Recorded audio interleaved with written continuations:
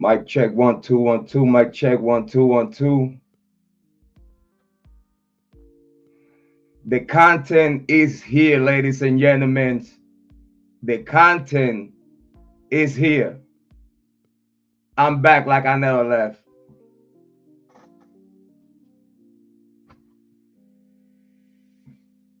How everyone do it today? I'm in space, as you can see. Big shout out to Kiely. Thank you for being here. Very appreciate it. How Kiely doing today? Thank you for being here. Thank you for everybody else that is in the background. Big shout out to Jane. Thank you for being here. Very appreciate it. Big shout out to Jane from the UK. Big shout out, big shout out. I want to make sure that I thanks all of y'all that weekly send you donations to the Cash App, the On Point family. I gotta say it, like if it wasn't for y'all, the time that I was down, that I was sick, if it wasn't for y'all, I wouldn't be here.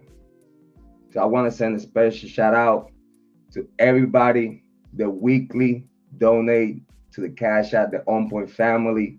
Because between the Cash App and between the YouTube monetization, for a small channel, I think we're doing pretty damn great.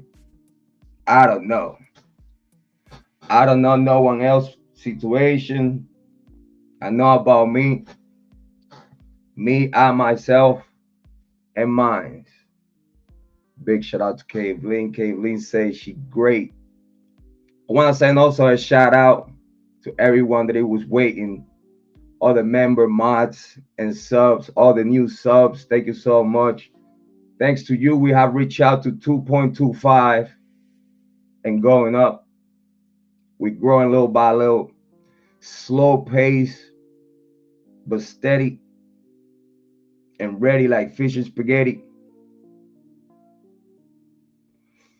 I don't know about you, but I'm very happy to be here today, this glorious morning.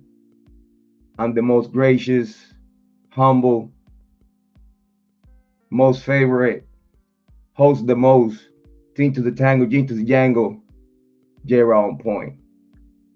Straight from the Caribbean, swimming in the United States, like an all good shark would do. Kiely say hi to everyone. Big shout out to Kiely. Everyone in the chat, don't be shy. Y'all know, listen, I'm in a good mood. I'm in a good mood. I promise I'm not gonna fuck with you. I want to say a shout out to my guy King AK-47, the voice of the streets. Keep up the good work. Cleveland in the building. I want to send a shout out to Stino. Big shout out to Tino. Big shout out to Stino and the Republic. Keep up the good work. You know, even when I was sick, listen, man, I'm a full-time YouTuber. It don't matter if I'm in sick vacations. I'm the boss. So I could take sick vacations. I'm allowed to do that. I write up the paperwork. I handle the payroll. I could do what I want. Like, sorry for the wait. Sorry, not sorry. Sorry, not sorry. But you see, in these true crime YouTube streets of content, I could hear it in the back.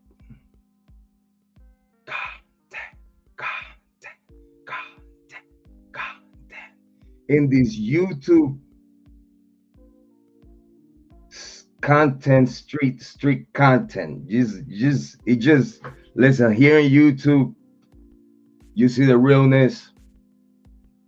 It is only like a very minute of content creators that you could tell they fake. Like you just could tell. We got the content. Listen, we got people coming back from failures over there in Rumble. I said, listen, I promise I'm gonna behave. I'm not gonna fuck with you. I'm not. But we got people making a comeback. We got people making a comeback to the YouTube streets.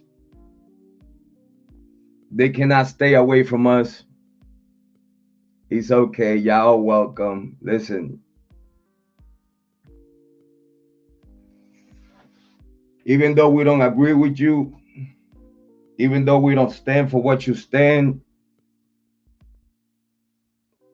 we stay correct, and we still grounded. You know, we behaving over here.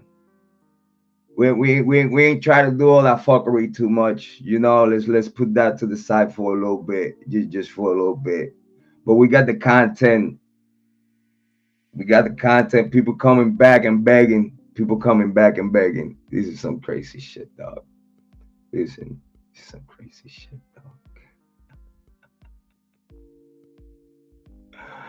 dog. Big shout out to Joanne. Big shout out to Amy Conway. Joanne hit me up not long ago. Everything cool. Everything great. Content. We got the content. We got the content. Listen, I want to make sure everyone go and subscribe to Casper West. Big shout out and a hit different. We want to send a shout out to Casper West.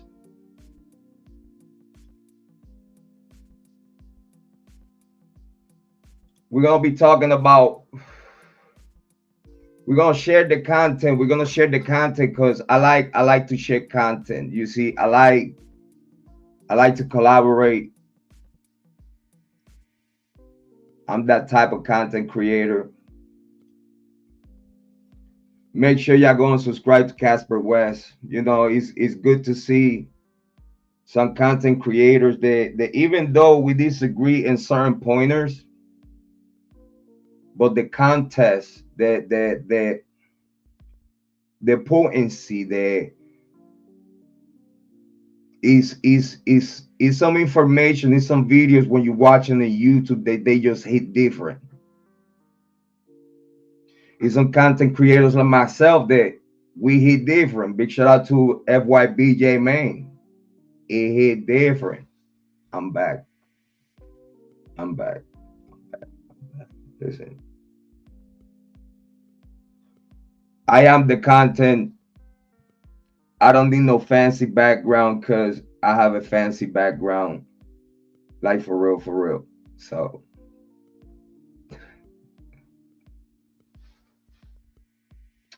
I'm back. Listen, man. It's some videos and some content creators that it hit different when they put the content out. And those content creators, we should subscribe, like, share. At some point, collaborate. I've been in Tough Stino, the Republic. I've been on his chat. Big shout out to Stino. Let's work. Talk to that Rican. You know we're here. Big shout out to New York. We got a shout out to New York. We got Mad Family in New York. We got Mad Family on the East Coast. Mad Family on the West Coast. We got family everywhere in the United States of America and the Caribbean. Big shout out to the Caribbean. Big shout out to Puerto Rico. I want to sit back here in the comfort zone of true crime because, listen, man, like, I don't know about y'all, but people like me, after I changed my life to be a better man, right? And seeing everything I seen in the streets, in the way criminals think. Big shout out to Kane. Thank you for being here. We appreciate it. We got Kane in the building. Make sure y'all go and subscribe to Kane. Kathleen said, "Where's Amy?" She's always in the cut. She's always in the cut. We got we good. She always in the cut. Big shout out. Kathleen said, "Glad you're back. Stay healthy. I'm trying." Listen, when you start getting older, even though you don't look like, but when you start getting older, it hit different. It hit different. I want to make sure everybody get comfy. We're gonna be here for a while. I haven't been here for a minute. I haven't been here for a minute. So I want to make sure. Kathleen says she great. She ready for the content. Big shout out to Kane the Purge. He's splurging right now in the chat. Big shout out to Kane. Thank you for being here. I appreciate it. Big shout out to Cindy Abbott. We here. Family as always. Thank you for being here. I appreciate it. Cindy said, I hope you're all well. Thank you. Same to you though. Hopefully everybody in the chat is doing good, doing well, in good spirits. We gotta bring around those good spirits though. You know what I mean? We all human. We gotta bring those good spirits. We gotta call that good karma. You know what I'm saying? Like, but listen, I wanted to share with y'all while we're doing the acknowledgements. Thank you, Kane. Very appreciate it. Thank you for being here. Very appreciate it. You're always welcome here in this platform, my platform, your platform. For those that wanted to have a conversation, I'm gonna drop the link because we chilling tonight. I want to talk to you about the topic that we got going on in the Idaho Bryan Kohberger case. We got the 911 call, stage ? MPD, University of Idaho staff at the crime scene before the call, ? All right, we're gonna be talking about some good topics. We're gonna make sure that we're gonna cover what we can today. I want to make sure that I want to share Casper West content today. Big shout out to Casper. I'm gonna send the link for those that wanna pop up. Y'all know how it goes. Don't get blocked. Big shout out to Amy Conway. She in the building. Thank you for being here. I appreciate it. MVP, VIP, backstage pass. You know how we do with the backstage. We got the green room. We got 18 back there. We got 18. So y'all get comfy in the green room. I'll bring y'all up. And we get to talking for a while. Big shout out to everyone that is in the chat. Thank you so much. So much. Appreciate it. I miss y'all. Make sure y'all share the content. Let the people know we're here. I'm gonna put that there. I'm gonna pin it on top for those that wanna pop up. If Kane wanna pop up and talk about the 911 call, while he stakes on that, I want to know. I was listening to his live stream the other nights. You know how we do. I stay in the cut. You know what I'm saying? Yeah, big shout out to Heather though. She always in the cut. Amy Conway in the building.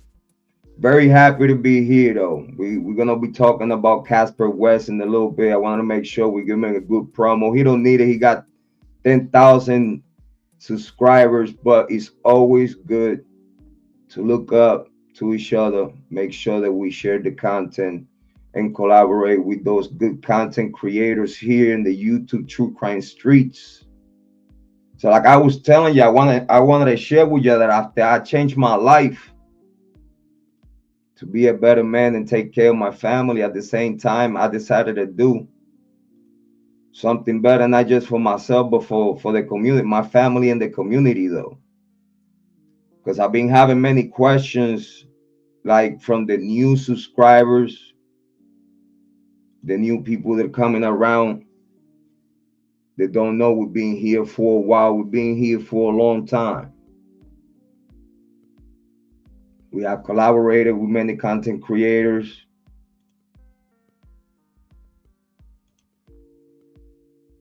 We have a lot of content creators.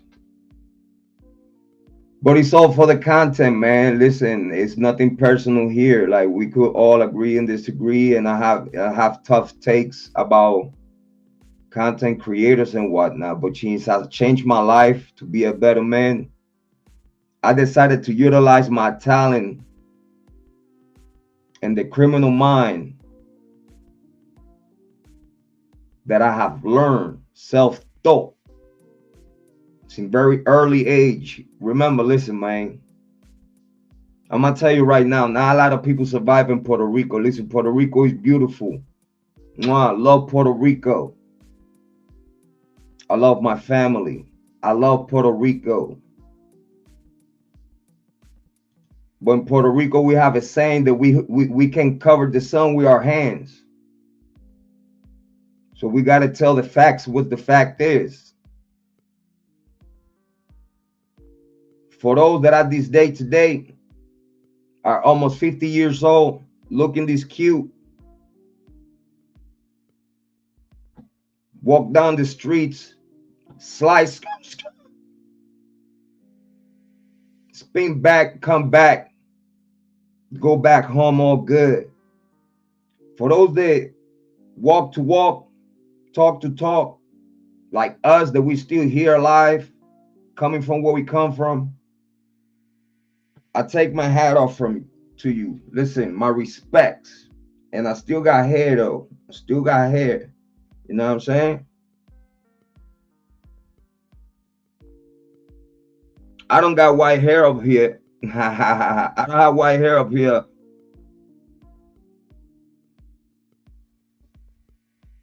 So for those that have survived the streets, not just in wherever you've been, but for those that have survived the Caribbean and the United States of America, and you still here, clapping back. Salute.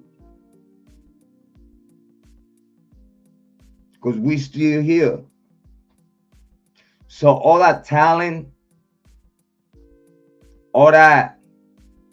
that we was not supposed to have, but we end up acquiring it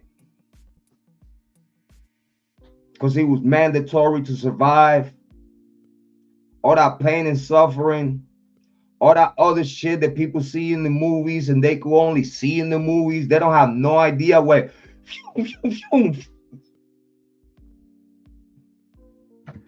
and clap back and stay on it and come out of that. Salute. Because not a lot of people could see here and say, yeah, I walk hell and I'm back. And now that I'm a better man, with all that knowledge that I gained in the streets, I'm only here to give it to you. I'm only here so hopefully not just my kids in the future, but the people that watch, moderators that been here for years and know how I am, they know the type of guy that where I stand on. Thank you. Members, subs, thank you. I appreciate all the benefit of the doubt that y'all have given me for years. Because without y'all, I would have still made it. But without y'all, it would be a little harder. And for that, I appreciate you, because we made each other. It's like I've been telling y'all from the beginning of everything.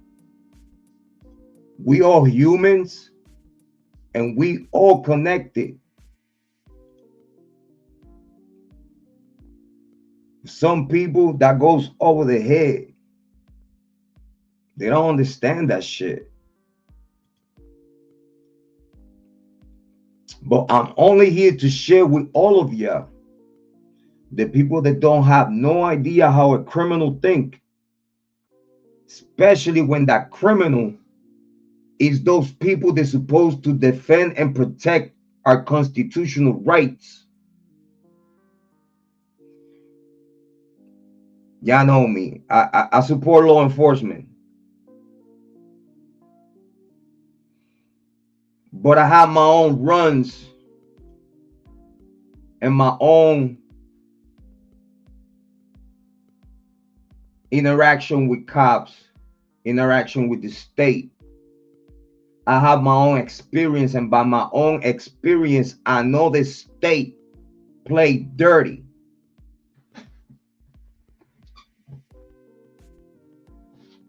Right now with the new government, yeah, you know, we about to see. We about to see. We about to see. I voted for Trump. Let's go. All the way down to the ship sink. We are gonna sink together.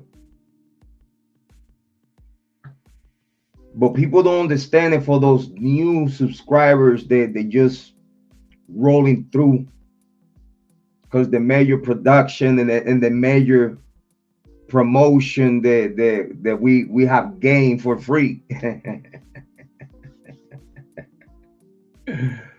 I'm just here to share with y'all what I know about the shit that y'all don't know.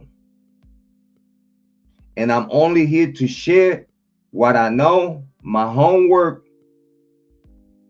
and my understanding of the public facts. You know, when I hit y'all with the content, the people be like, bro, from where he get this shit?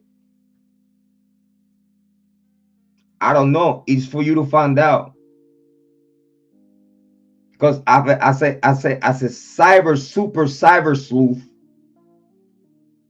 I'm not here to do your job. I'm here to do what I do, turn on my camera and give you the content. For all this other shit that you want to do, you have to do that shit yourself. Leave me the fuck alone. For all these other hoopery highs.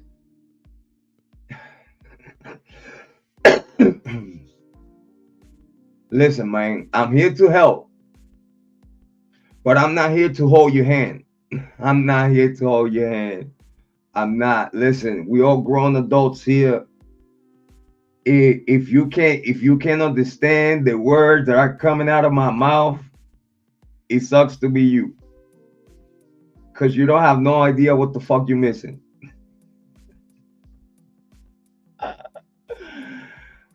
It hit different. I'm glad to be here. I'm glad to be here with y'all, though. I told you I'm not gonna fuck with y'all. I'm gonna chill. Listen, I'm back. I'm back with the bullshit. I'm back with the bullshit.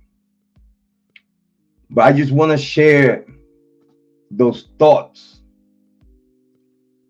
from people that listen. If you just watch, you just gotta watch. You just gotta look at people's faces. You have to look at people's faces, right? And take your own conclusions. If you're gonna be listening from these stuck-ups, yeah. Yeah. Listen, there's some stuck-ups out there, man. Man. Y'all really do entertain me, though. And it's good like that. Y'all do entertain me. Because I tell y'all, me as a content creator, I get entertained a lot by y'all. I get super entertained. And what we doing the acknowledgements, what we doing the introduction of this wonderful and magnificent live stream today, this morning. Let's give a round of applause, all right, to one of the newest hot content creators with the topics, bringing the content, bringing the content. Let's give a round of applause to Kane the Purge. What's up, man? How you doing? What's up, bro? Good to see you, man. Long time. Hey, man, one more time for one time, man. Now I could hear you better. I gotta get this, you know what I'm saying? Gotta look like you, bro, to be cool, you know what I'm saying? If I don't wear the headphones, then am I loud? I'm loud, huh? Hold on, let me turn it down. Oh, No, okay. it's part of this whole live streaming. You know, gotta get the headphones. I got some wireless there to like play it out like I don't have nothing in my ears. But you know, for today we're gonna use the gaming ones. You know what I'm saying? How you doing, man? Glad to see you. Be like Joe Rogan, right? Yeah. Hey, listen, Joe Rogan. Big shout out to Joe Rogan. We trying here. All right, we're reaching out. We're reaching out. Hopefully, pretty soon we could have some topics with the big people up there. You know, we're from the bottom, bro. We're crawling. We're crawling right now. Try to get up there with them. You know what I mean? I wish you the success of Joe Rogan, man, and the humility as well. He's he's got it all, but he don't need it. You know what I mean? Yeah, I gotta tell you, man. This content creation lifestyle, especially for us that we got families.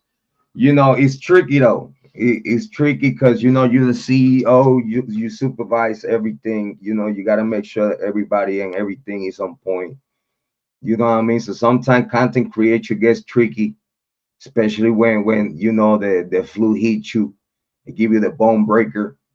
It knocked me out like for 2 weeks. So, but we here, man. But enough about me. I want to talk about you now that you here, man. Cool, How's cool. Kane the Spurge? How's your community? How's everything going on in the true crime community? How is too many questions already, but how Kane the Spurge is doing? We're doing great, man. Shit blowing up over there. The chat, like you got Amy and a lot of people in here, a lot of good people that are as dedicated to this case as you or me or anybody else. And we've been here since the beginning, bro. And you got to give them credit for sticking around and always asking good questions and bringing up good points. But recently we've added another dude to the Purge, JJ Vance, and he's from Operation GCD podcast, and he's just been he's just got an encyclopedia in his brain hole, man. It's amazing. And last night he just tore it up for 6 hours straight. He just comes on the show as a guest and throws in all these connections. It's all about connections, right, Jrod? It's all about the common sense though, because like it, you know, for some people you just have to give in the premiere of the information that is accessible at the moment, and it's very easy to understand simple pointers of understanding, especially when we are true crime content creators. Is we literally guiding those that are in the unknown of what's going on, and they come to us to get the information. So when we overseeing what we getting from where we get it and our own homework and whatnot, we just have to give them what we got. It don't matter what other people is talking about. You know, that's just my personal opinion. I like to stick with that because I know it's a lot of let's say like this, Kane.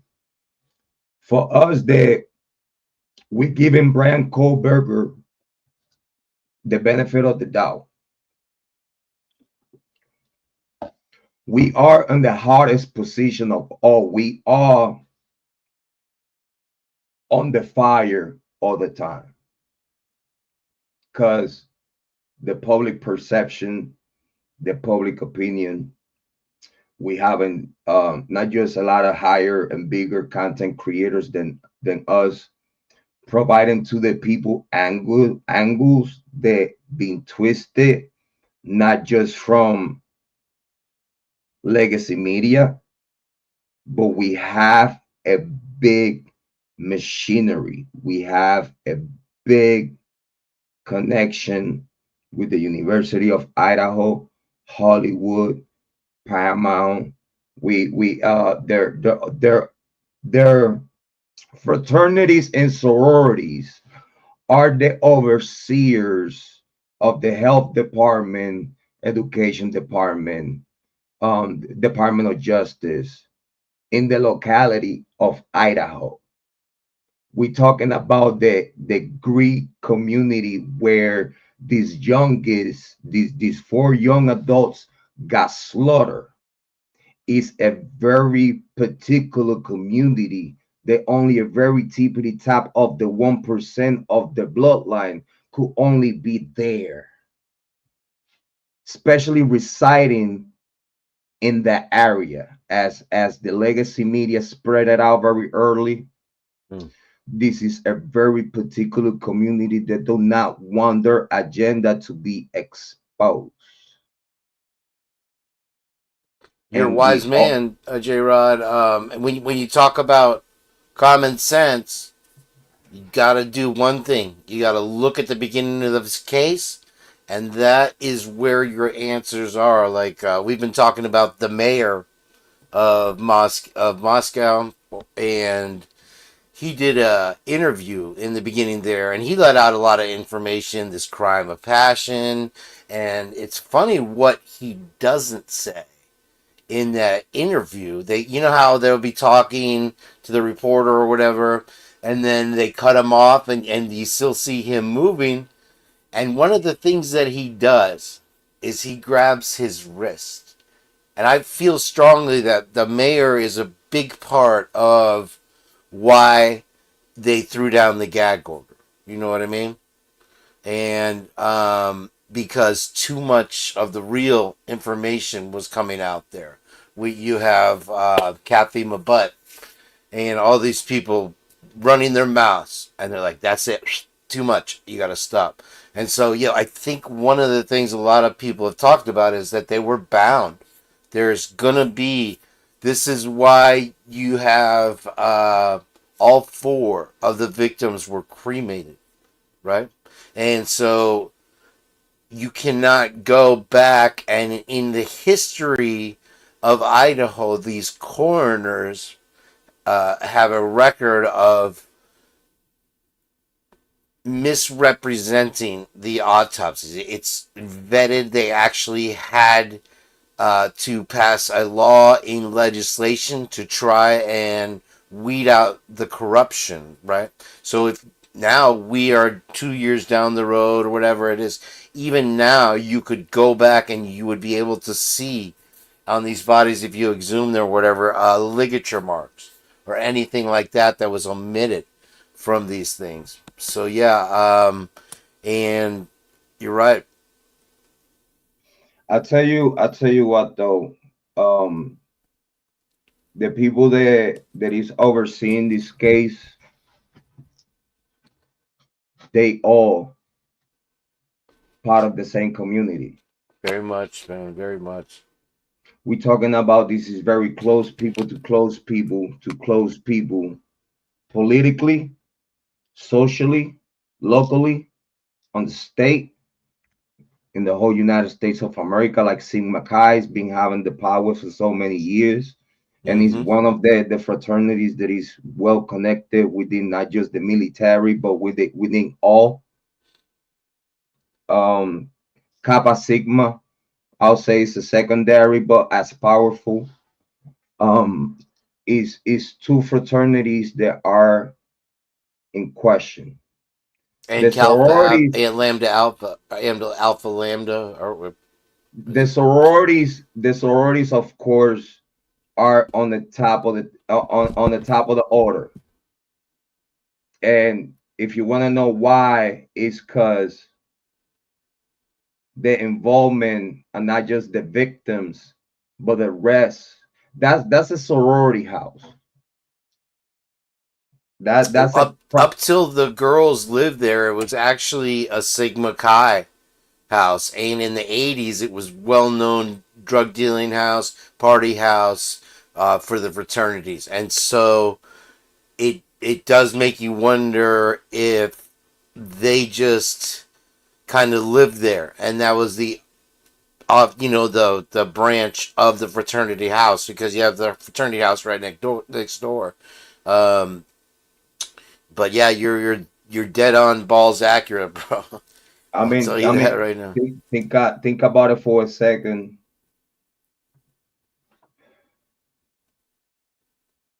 It's been a fraternity house forever. It Yes, was the sir. house. It was the house of the president, Yeah. CEO, head honcho, when on his up and comings.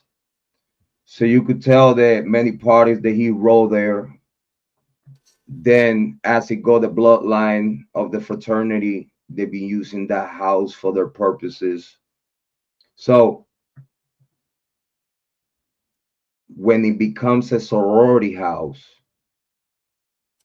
this is why we have the situation that the boys run the house. Exactly. When the girls come in, the girls already know the statue, and those people that live in that particular home literally are not even protected from the is the boys rules.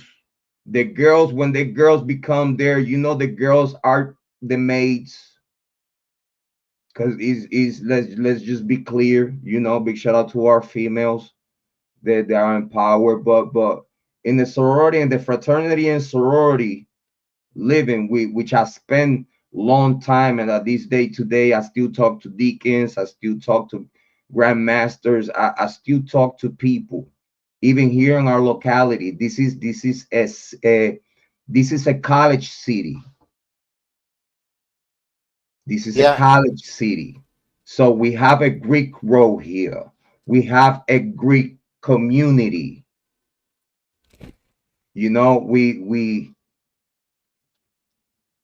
We I live like that we, angle.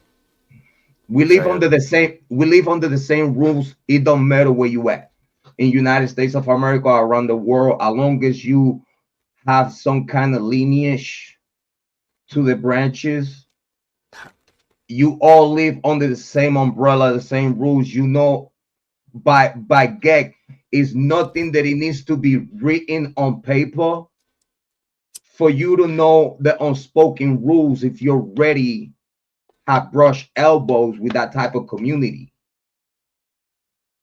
You know, before I forget, um, you make a good point when you're talking about the traditional roles, right?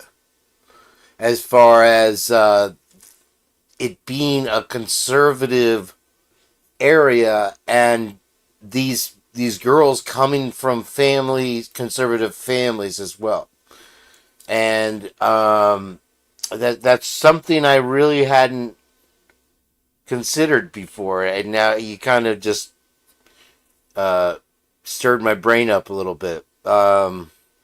But the yeah, back to the connections, with the fraternities and their sororities. I played a video last night on the show in the beginning reel about Aaron Hernandez. You remember Aaron Hernandez?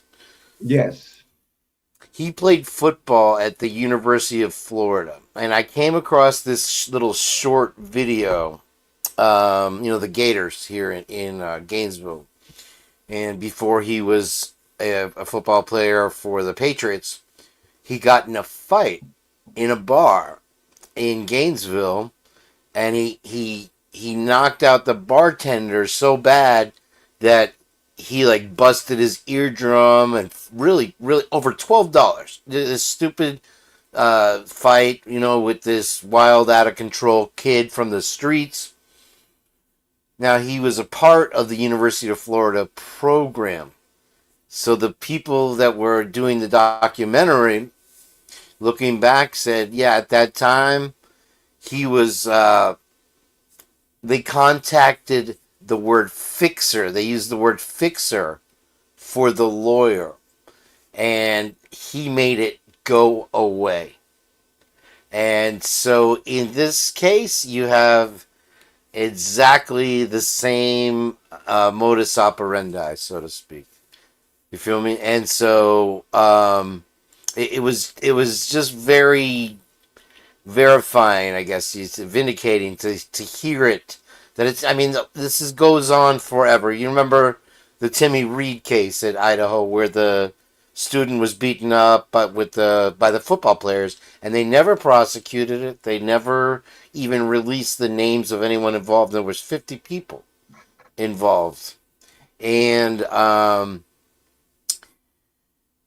we can see that if you look at the Moscow PD department, in front of the building, they have the American flag, and then directly below it is the Vandal flag from University of Idaho, right?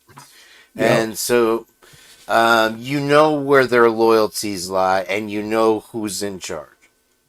And so why is it such a stretch to believe that they knew that this is going to affect the university, the town, all the people, if all of these possibly bad things, and I'll get to that later on when we're talking, possibly happened, it's a bad look. And you even have Steve Gonsalves saying, listen, I understand that you don't want me to put posters up about, trying to get clues for the crime.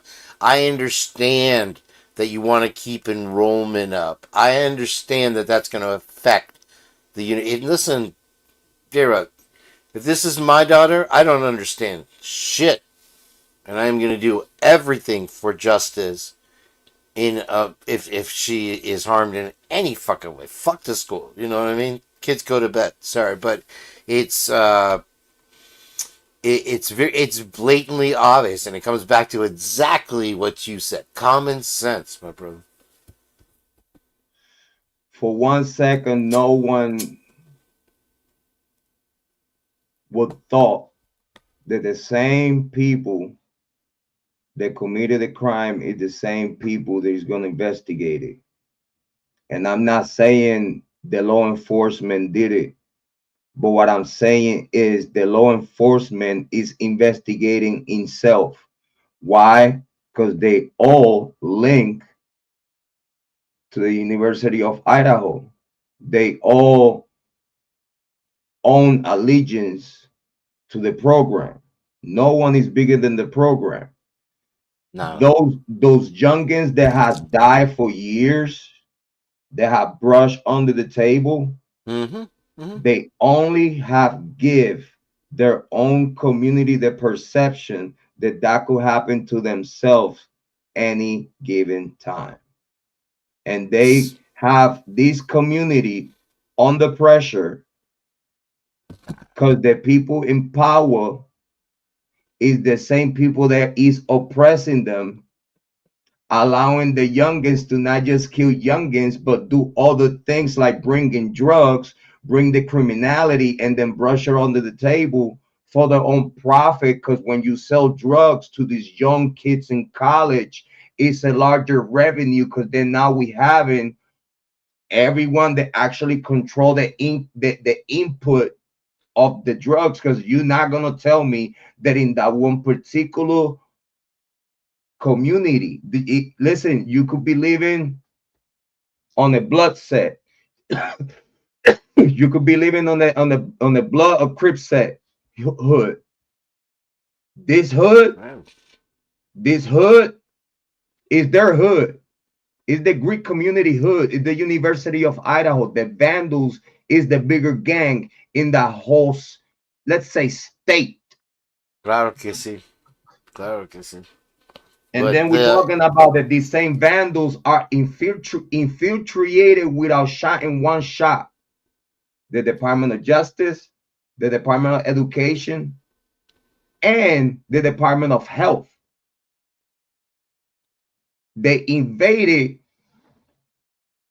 our Constitution. They invaded our government. They invaded where it's supposed to be for the people to then now be for a particular community that want to run their agenda undisclosed, under the table, because it's profitable, not just bringing the drugs, but the other things that it comes with that, like, sex trafficking and whatnot. Other things that it come utilizing young, immature girls and young boys that they only thirst is power. Their only thirst is doggy dog, because on the old culture, when they all go to the University of Idaho, all those legends from years and years and years, it's being told to each one of them as a lesson of culture, of their own culture. They literally brainwash these people to think that for you to get somewhere in life, in politics or in private sector, you have to be with them. Is an opportunity that is being given to you as a you, the householder, so that now your children come to our community. Now you have to behave and be the role model that we want you to be. And that means that you're gonna have to sacrifice your own blood, your own kids, if it gets to it. For you to get the money line that is being plugged into your bank account,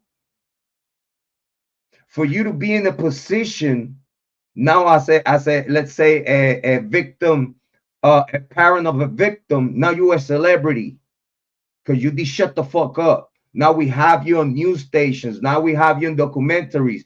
Now you're getting paid by the demise of your child, and you're not even spreading the right content for the people to understand that what you went through, it was a human action, that now it needs the reaction of the community for justice. Because for every action is a reaction. I love being on your show, man, for a couple reasons, bro. And your name couldn't be more accurate. Jrod, you're right on point every time I talk to you, man. And thank you for having me on. I appreciate it. I appreciate it, brother. Listen, this is not even trying, bro. It is listen, man. I got myself involved in this case very early. I'm one of those cyber sleuth that he did call and had conversations with Moscowpedia about very serious topics.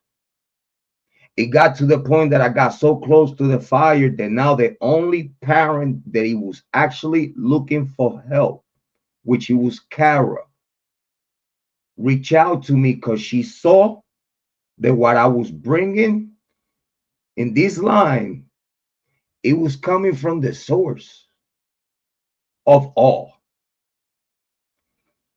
Because when you are plugged in with certain people in life, bro, listen, bro. We talking about I was raised in politics in Puerto Rico. My mom, grandma, Rotary Club, Masonry, Temple, Catholicism. You know what I mean? Like I seen it all, bro. Mm-hmm. I know how shit goes. I'm one of those. I'm one of those that I changed my life to come to the YouTube streets as a parent, as a concerned citizen, as a person that I know certain things that you should know because it's convenient to you.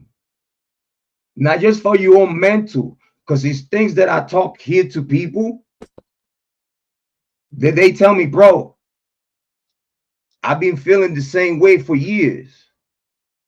And I just didn't know how to express it. But when I hear it from you, it makes total sense. And it hit different. This is why I support content creators like yourself and other content creators here in YouTube. When I hear y'all talking common sense, because it's nothing is unreachable for the hand of the human, as long as you are on the right side of things. Anything is reachable. You could be, bro. It don't matter from where you from, but when you plugged in, you don't need shit, bro. You could be broke tomorrow. You're making a couple of millions tomorrow because you Yeah. plugged in with the right people. It's not about who the fuck you are. It's who you know. Fuck you is the guy next to you. That because we all humans and we all come from the human side, bro. Because listen, man, when I say this, that when you come from the human side, you have to go through certain things in life. You have to get so acknowledgement. You got to get some consciousness to higher level. Because thing is being secrets of humankind is being shared to you. And you thought you was a no fucking body. I'm just this one motherfucker that was born in Puerto Rico, born and raised in Puerto Rico, and I came here to the United States in the 2000s, bro, and I took over shit.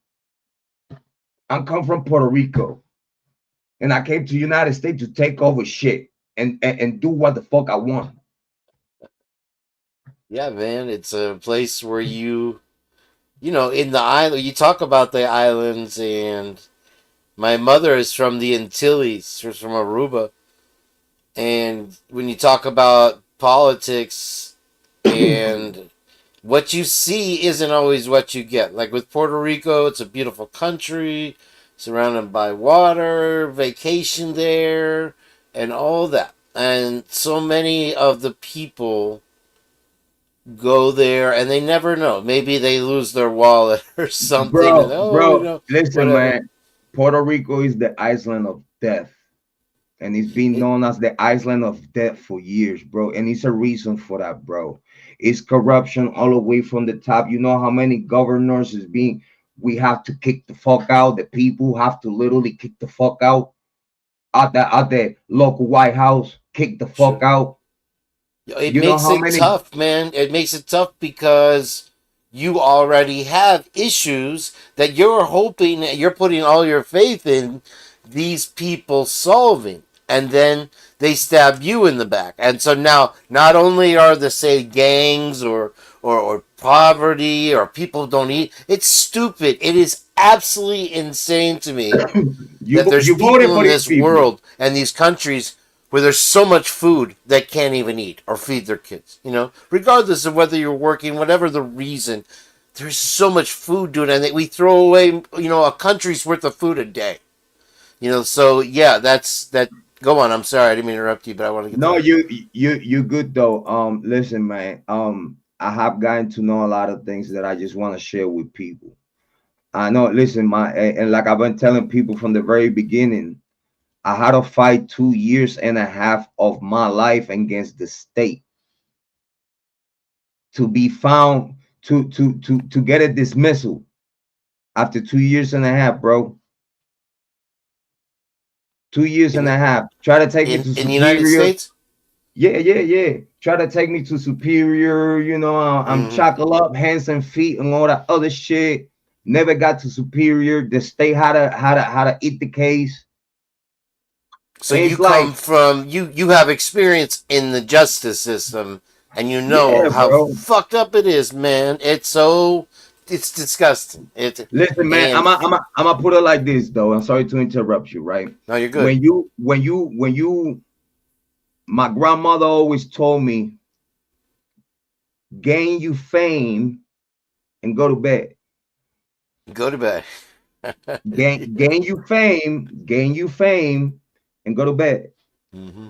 Cause is after you get you fame as someone. For example, me in Puerto Rico always being the I always been the Latin hip hop rapper, the reggaeton.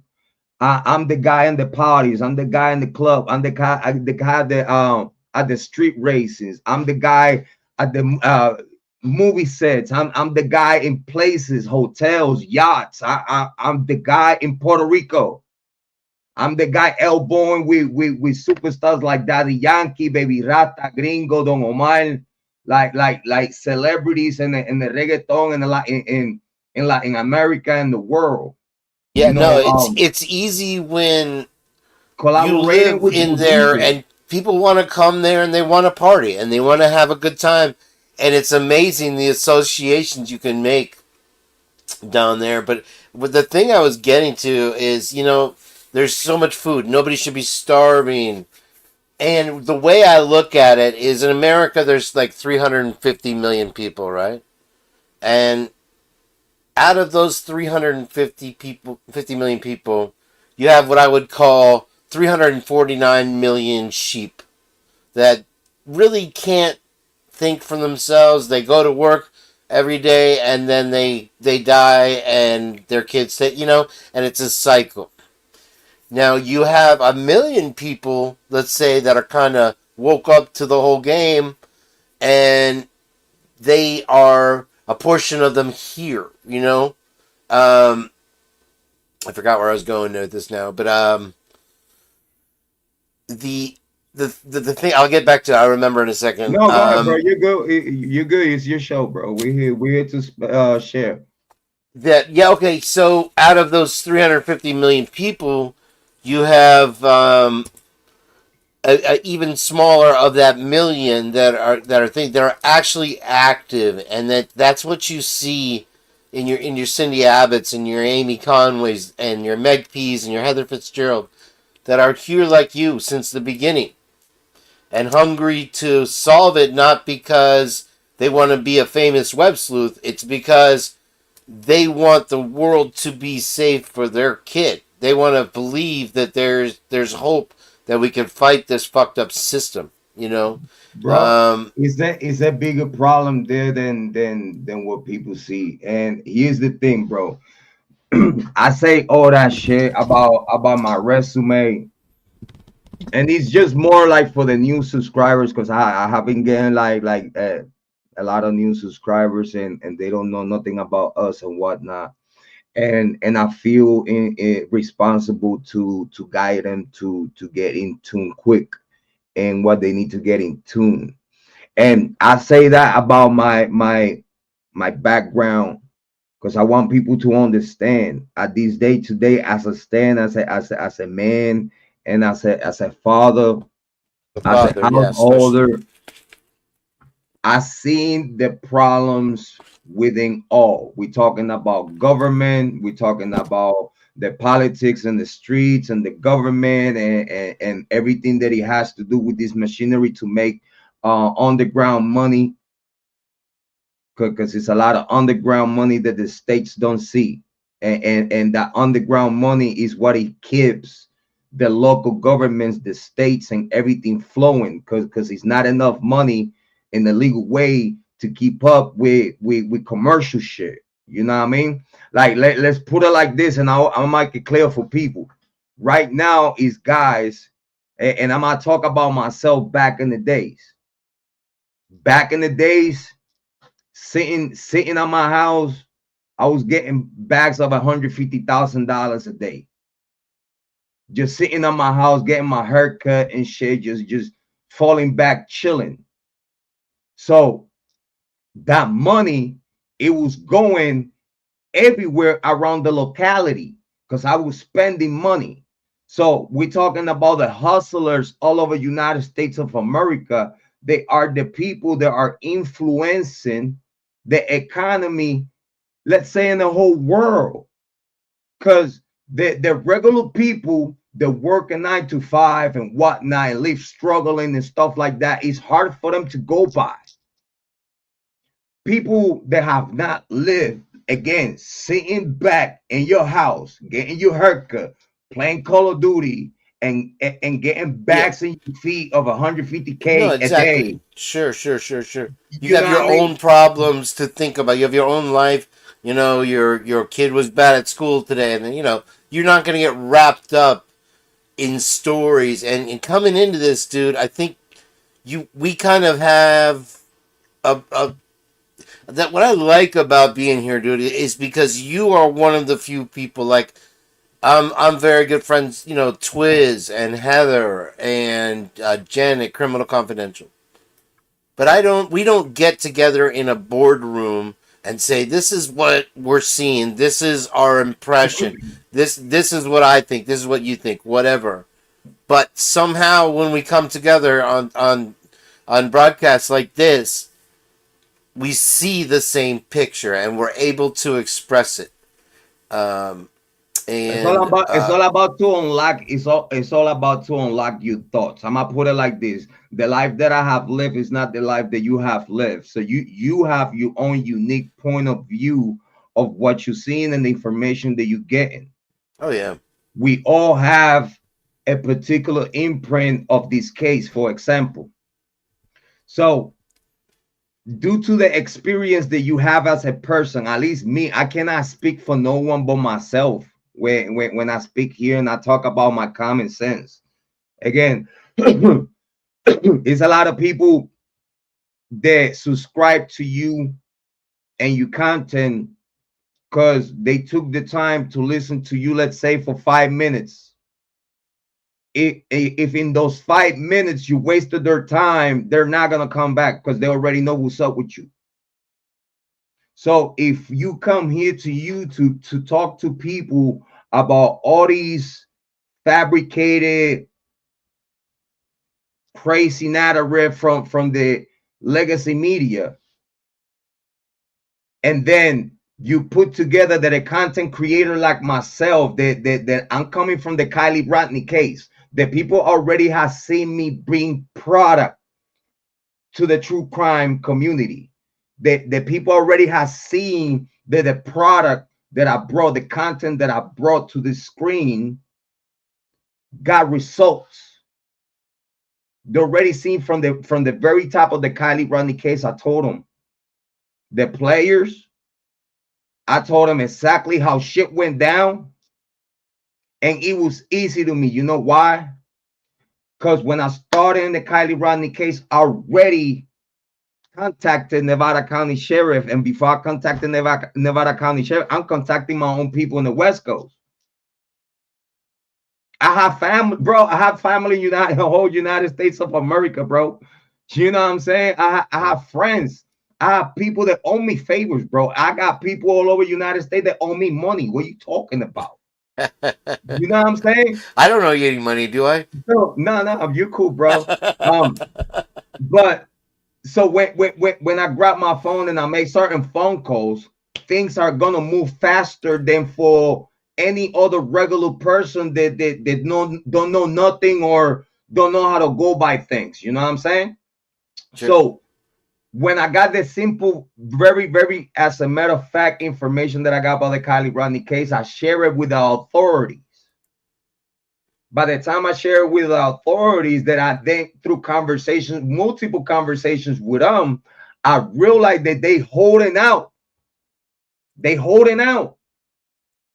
They don't want it to come out. What it is so affecting to their community that it will expose a lot that right now in the political environment that it was back then years ago, and the political environment that it is right now.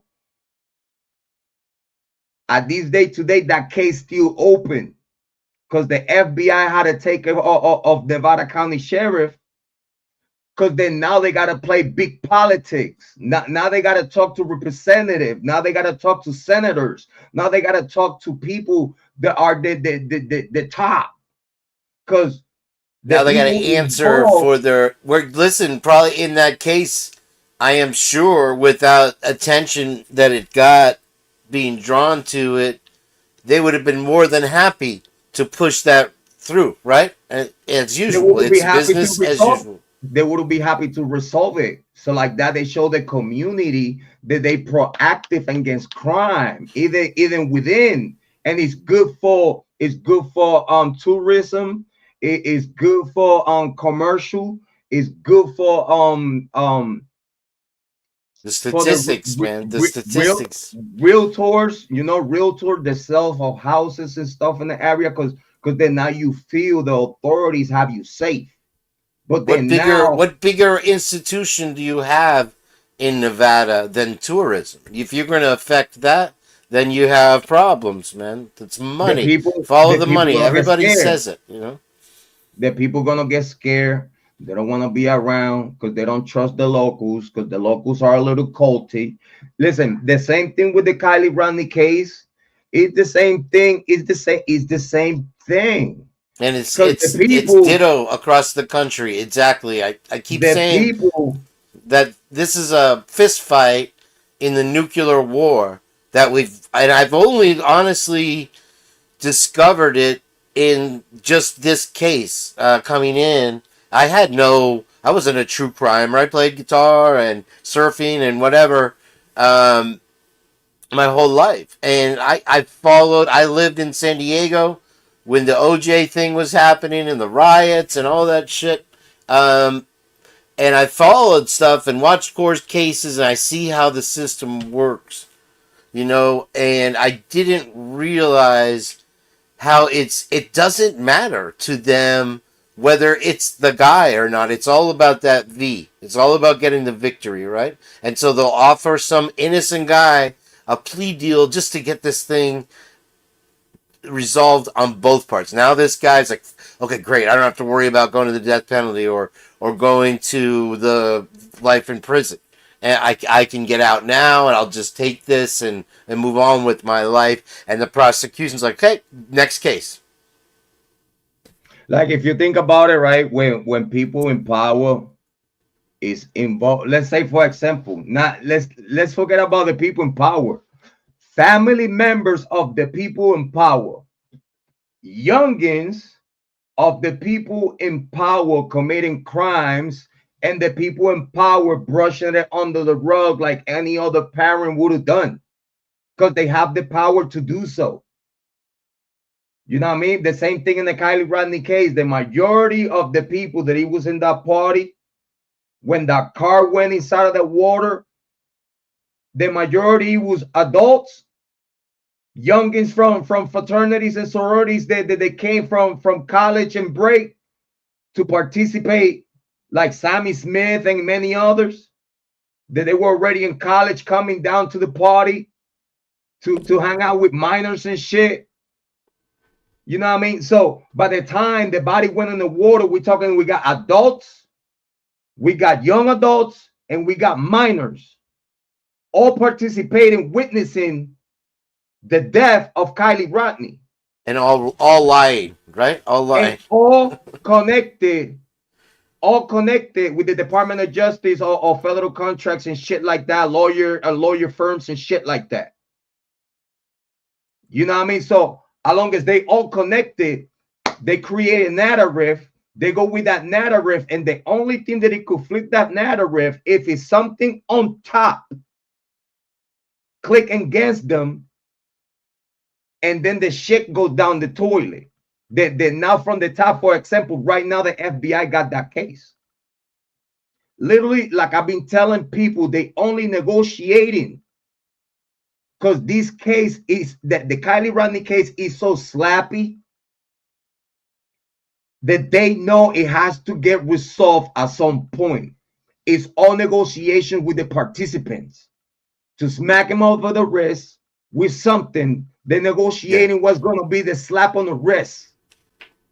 Because this is all what the Kiely Rodni case, and I'm sorry for those that actually feel for this case like myself.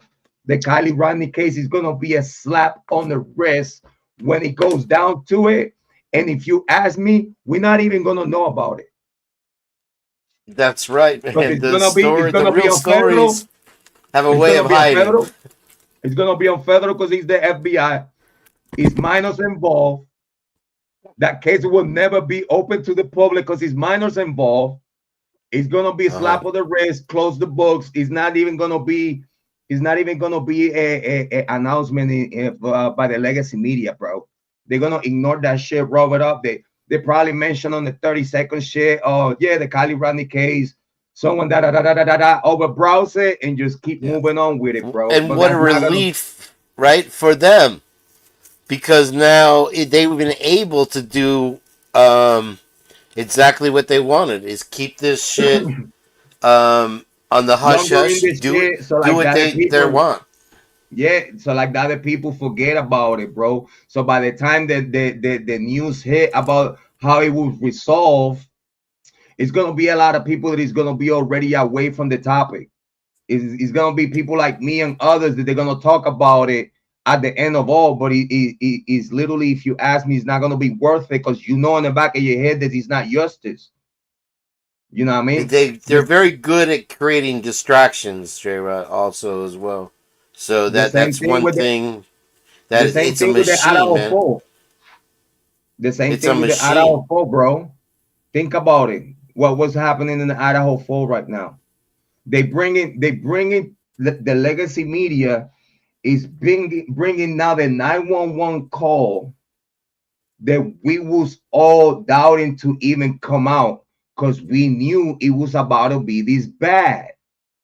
We Yeah, already there's knew that when that 911 call come out, we're gonna play it though. And I'm glad that you're here. We're gonna play it because I want to talk about that because it's actually at the topic of today, 911 call stage.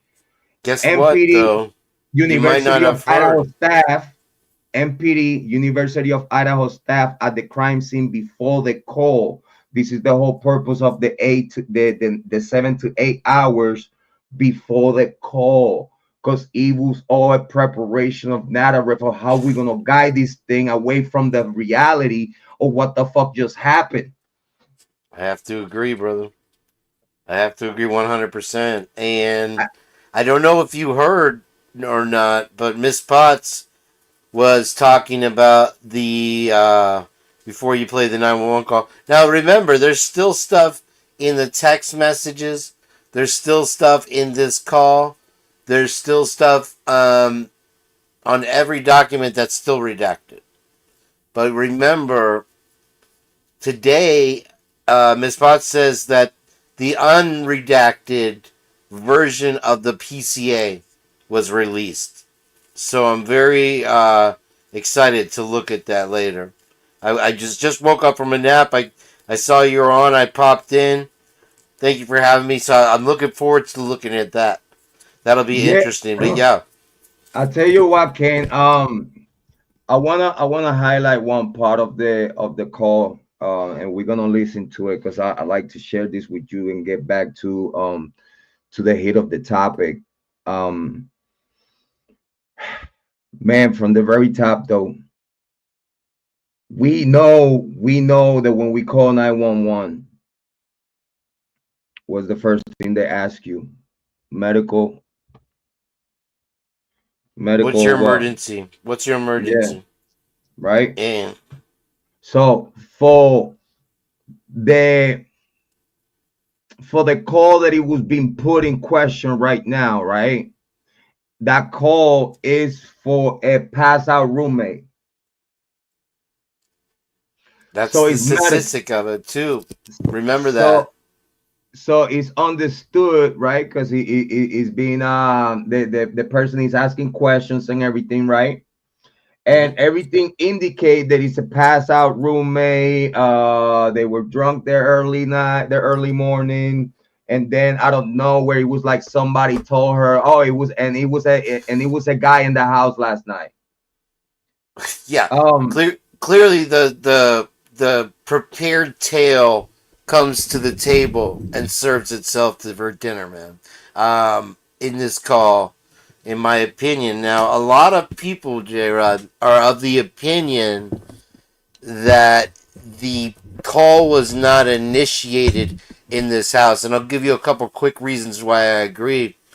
Is at that point when we're talking 6 hours when allegedly this crime happened, you are going to have an overwhelming smell of, I call it like a bad penny. It's not It's not like you would know he smell when a cat is dead in your neighborhood, like that death smell, but it's a very pungent odor, the smell of blood. And so you have four corpses, forgive my French, but um, that have been bled out.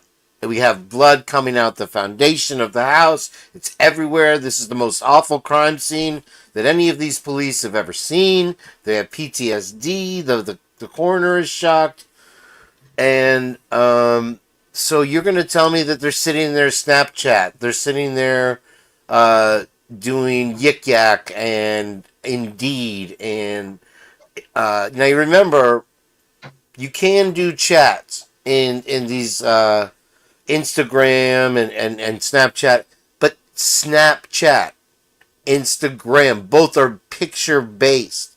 Now both of those and all of the social media stuff like that either has been redacted, hidden, thrown out, or covered up, one way or the other. Well, what are those pictures? Because you even see in the transcript of the text messages, Dylan takes pictures or Bethany takes pictures, right? But then you have this call, and you can hear, if you listen, you guys, the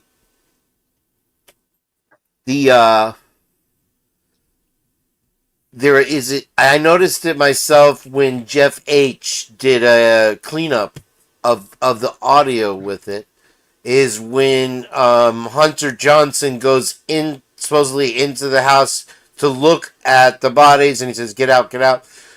You hear the echo of the house, okay? Where previously you didn't have that. So either they're outside or they're at next door. A lot of people are saying next door is what I want to... A dirty penny. I'm sorry, Amy. Not a bad penny. A dirty penny. Is that smell? And it's overwhelming. Anyway, so that's one thing I wanted to preface the 911 call with. And then exactly like you said, they kick into their... Hold on, let me tell you what I had prepared for you, more or less, is how it comes across, right? There was a guy. Let me tell you, they were drunk. Why? It's when you are giving too much information, when you're mansplaining, over mansplaining stuff like that to whoever you're talking to. It's typically because if you're telling the truth, you ask me a question, I just say, "Oh, Joe picked up a glass of water." I don't say, "Oh, Joe was drunk. And then last night, and then I saw a guy in the house, and then Joe got a glass of water." Or, you know what I mean? And so it does seem like one big giant fucking lie, man. I can't put it any other way. So let's listen real quick to the transcript. So like that, we could share our thoughts about it. And I also let me see, I have a poll right now. The poll is in 90%. And the question is, who killed the Idaho 4? We still have the students of the University of Idaho. We are 90%. At 3%, Bryan Kohberger, and a 7% J and Bree area Knights. I love that question. That made me laugh. Yeah, I had to Listen, put that there. Jrod, before you play the clip, though, hold on. Amy Conway kind of brought it back to my brain hole here. She says the narrative was starting, and you couldn't be more. That's why I was mentioning when I'm talking about the Aaron Hernandez cover up, where you have a fixer, and we've shown documents where they are like, before you call 911, and there is a clause that said if there's an injury or death, call 911 first. But the message is, before you call 911, you call the headquarters. They literally call it the headquarters. It is it's a sweep under the rug operation. It's a cleanup. It's to protect the fraternity legally, and it's a very powerful force, very strong, and very tough to litigate with. Okay, so keep that in mind. But that is what happened. Is Bro, whether Dylan was in a sorority or not, I'm not sure. But I can tell you that before she called 911, she called her parents. She called other people around her and asking what should I do, what how do we handle this, and it was that narrative was exactly started right there, and that's I just wanted to get that out. Sorry, Jrod, go on with your thing. Sorry. No, you good. I wanna also articulate on that you were sharing. Every student of every university, fraternity, sorority, any participant within the university, it's not written, but it's being told that if any major incident that is criminal and members of fraternities and sororities are involved, to first call the handlers. Exactly. Yeah, no, we have it Um, actually in writing, Jrod, as a memo to the fraternity, to Sigma Chi, literally to Sigma Chi. Call this yeah, number before you do shit. it's very important. It's very important for people to know this, because people think that this crime, you see, the experience that the people that is handling this case, the experience that they say they have, the years, and coming from where they come from the alumni of the University of Idaho, we're talking about this is very high ranked people, like the coroner, the president of the University of Idaho, Chief Fry, Bill Thompson, you know um these people are all interconnected. The same people they investigating this case is the Moscow PD. But then Moscow PD was the front because the FBI was running the operation by the request of Scott Green, because they only wanted to have the best information or whatnot. But the MPD was only a front. It was always meant to be a front. Brett Payne is the sacrificial lamb. If shit goes down the toilet, Brett Payne is gonna be the one that is gonna lose the most than any other officer involved in this case. Like if you see what they have right now is the backup of the court. This is another Karen Reed case. Yeah. This is another Karen Reed case. The courthouse is in cahoot with the prosecution and the powers to be. As a matter of fact, let's let let's point out things that people not catching from this 911 call. Big shout out to Casper West. Hit the link, subscribe to him. I want to share this from his channel because I'm a very supportive of Casper West and his content. If you haven't checked him out, He's Kane, amazing. yeah, Absolutely. he has Yeah. very Oh, I good know work. Casper West. Believe me. Yeah. Yeah, big shout out to Casper. I wanna share this latest video that he put out with the 911 call, and I wanna make sure that we all highlight those details about that call that we see that don't fit. Oh, I see. Okay.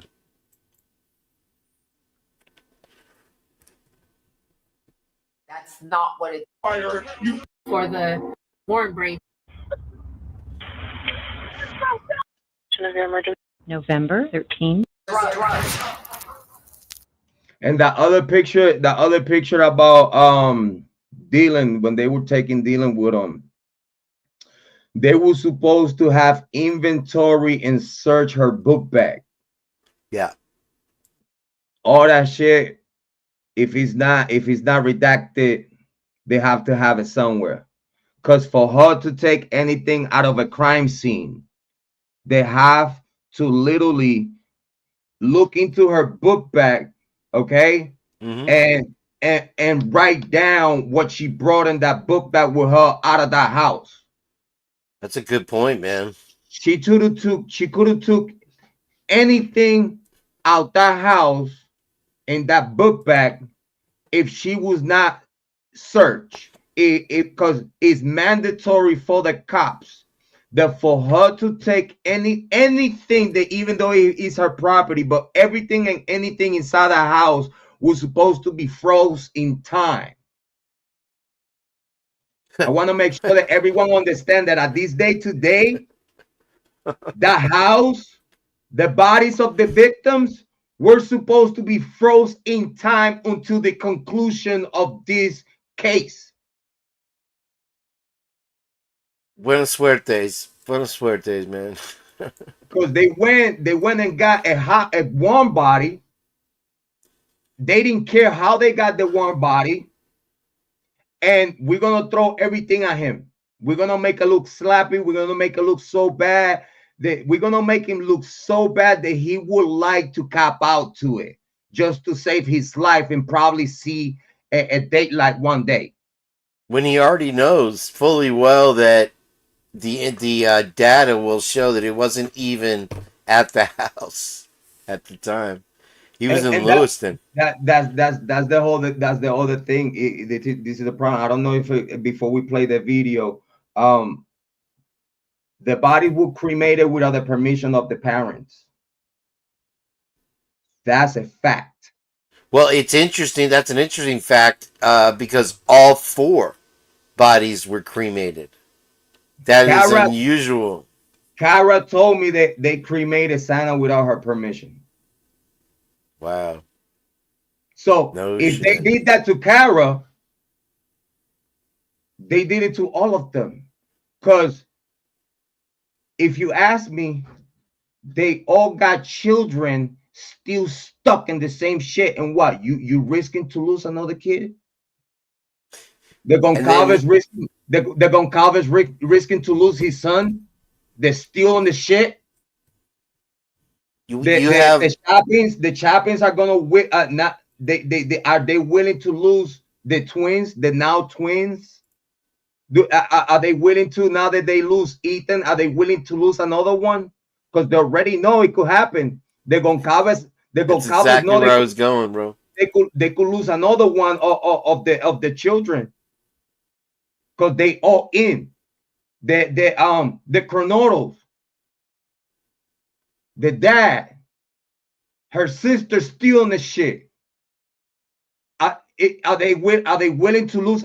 If they seen their kids die in that house and they know that the University of Idaho is covering these motherfuckers, do you think that they even comprehend to help the state when they know the fucking state is the ones covering everything up? They could kill them, throw them in the bag, throw them in the lake. They say they went on vacation. And you bring up a lot of great points, man. You say a lot in a very small amount of words, man. I'm trying to keep up with you. You're exactly right, because you have Steve G. I paid for that funeral. My daughter came back in a pine box, and you have this. She did. She came back in the ashes. She didn't come in the pine box. What are you talking about? Even in that, he's lying, bro. And then on the other hand, you have what you say is the Chapins. They sent both of the other twins back to the school. We believe in the school. They even offered 33 scholarships to the school. They have to. Listen, bro, you're not gonna tell me that the twins would not inside of the house for the 7 and 8 hours. You're gonna tell me they're gonna call everyone? They're not gonna call the twins?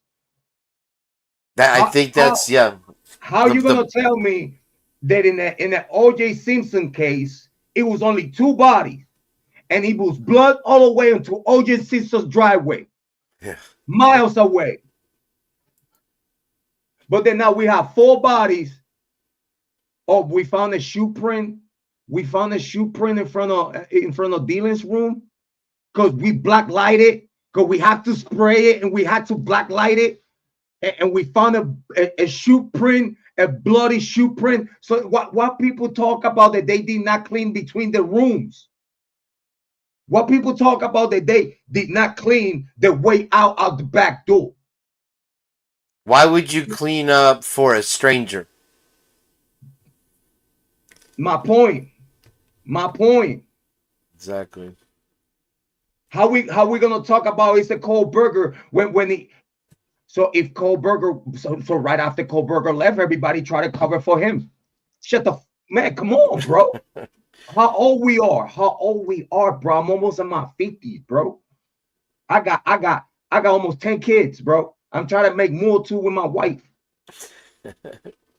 Good for you, man. Congratulations. You got a big family, man. That's and then now you know, you're gonna tell me you're gonna find a particle, an imaginary particle on a brass button of a knife sheath, but then you found blood inside of the room that it was not from the victims. You found blood on the rail that it was not from the victims, that it was from a whole other male. As soon as you found out that it was a male, all these motherfuckers knew who the fuck he was. Well, we also know now that number 8 from the grub truck. His name escapes me right now, but everybody's talking about him. His DNA was under Maddie's fingernails. And my point. That's my point, bro. Like we're gonna have we're gonna have a Maddie sleeping, huh? Sleeping. Nobody was sleeping in that house, bro. Bro, it was a party. It was the go away party for Kiely, bro. Bro, I had conversations with Kara, bro. I didn't know that, man. This is interesting to hear. Bro, I know shit, bro. I was the one setting Kara up with something place, bro. Like when she went to Nancy Gray, she was like, Jrod, what you think? And I was like, you should do that. She already told me they don't want me to talk about the grub truck. I need to talk about the grub truck. We spoke with Brett Payne about the show told her what not to fucking talk about? Yeah, bro. Get out of here. They was not allowing her to talk about anything that it was not Kohberger based, bro. Nancy Grace was not allowing him to talk about anything that it was not Kohberger based. The same thing News Nation did that to her, bro. They in Aruba. In Aruba, they have a name for those type of people, and it's you probably have something similar in Puerto Rico, but it's Jipopo. They're fucking Jipopo. They're just scum, man. And that in the mainstream media, bro. Bro, we spoke with Brett, bro. Before Kara got locked up, bro. I make Brett Payne promise me over the phone, bro, that Kara was not about to get locked up. Coming with the information that we requiring from him to expose, because it's a mother requesting Brett Payne to pull out the Apple Pay receipt from Santa that night. They would have proved that she was ordering for her friends and eating at the grub truck while Kiely and Maddie was waiting for their food. It was an awkward situation. They ain't even talk to each other. Peyton was the one that the girl that he was at the celebration of life. It was the one that went and give a kiss to Kiely. They didn't even say hi to Maddie. It was all weird. Ethan and Santa walked right by them with their friends and didn't say a thing to them. Right. There was some tension there, yeah, for sure. It was a tension in the air that I believe Ethan and Santa didn't want to be part of. Kiely and Maddie were they bonding whatever they bonding through college, right? They got their tattoos about the tattoos of their names and everything. That's another thing that people don't want to talk about. The bond that these four got together is different. It's different. They have their names tattooed on their body. That means something when you do that. When you tattoo someone's letters, that you know that these 4 letters mean us 4. That means something, bro. That all 4 new things. That if Kiely Maddie died, Ethan and Santa had to die, even though they didn't want no part of it. They had to, because they knew what Matt and Kiely knew, and they didn't say nothing. That's pretty great, man. That's great. I'm processing that right now. And bro, the fight on St. Mackay, it was nothing, bro. It was nothing. Bro, I'm gonna put it like this. You know, they were talking about the Ethan and Santa were eating pizza at 12 o'clock at the house. Yeah. Cat. They want to see Makai. Her dad, and her sister pull out that shit. Oh, I talked to Santa. Santa was at home by 12. We eating and yada yada yada yada. Why are these days today they still don't talk about where Ethan and Santa was? Because I already told Brett Payne they were at the fucking grub truck on footage while Santa is saying hi to the camera, and Ethan looking at the camera and everything, and I have Kara crying her tears because she hear her daughter's voice, daughter's hair, daughter's clothes, daughter's everything. The clothes that Santa was using on the TikTok. That's wild, bro. Clothes that Ethan was using on TikTok with the Laker jersey, bro. And we have the Chapins, and we have the parent, a dad of Santa's dad, putting bullshit out there. When Kara told me they were at St. Mackay, the fight was around one something. They were at the grub truck by 1:45, bro. By 1:45. They left the grub truck by 2:10. They walk out with their food on the grub truck, but we have a dad saying that they were eating pizza about 12 o'clock at their house when they were in St. Mackay. Santa called Kara after the fight to let Kara know what happened. But everything was good. It was no signal that nothing was coming out of that. Because Kara told me if I would have felt any distress from Santa, I would have sent someone to go and get him. But it was no distress. Everything was regular. Yeah, man, the boys got to fight and nothing. That's what the boys do. They have a club they fight with. So I cannot get, it was all the disrespect, the boy like the Santa and all this other shit. It was some other shit going on. It was bad jokes between brothers from fraternities and some other shit going on, right? But it was a lot of bickery. That's always like that. There's always drama, sure. That fight, Kara told me by the time I hung up with my daughter, it was no stress of nothing. It was nothing that could indicate me that my daughter was in danger from anything that would have come out of that.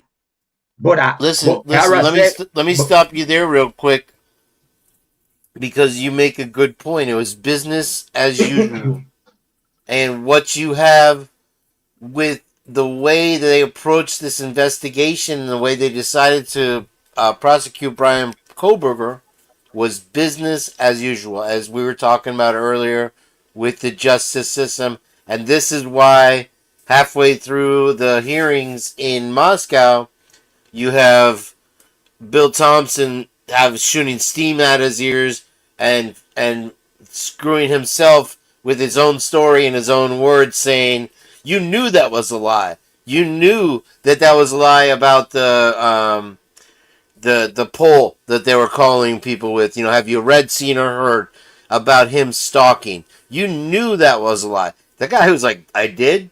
Nobody else knew that was a lie till you just said it right just now. That was your story. And so what they expected was just be able to do business as usual. Get some guy, get him in there no matter what. We're going to prosecute him, case closed. Now, it feels like they're getting very desperate. And so what they do is they smoke and mirrors. Over here, look over here. We got the 911 call. We got the text messages. We're not going to give you all of it. But here, we're trying to be transparent. And then once you're already fumbling in that, boom, they drop 8,000 pages of shit that we've been dying to see. Now, we have 5 months to go through it all. So digging is going to happen, and we're going to try to find the truth there.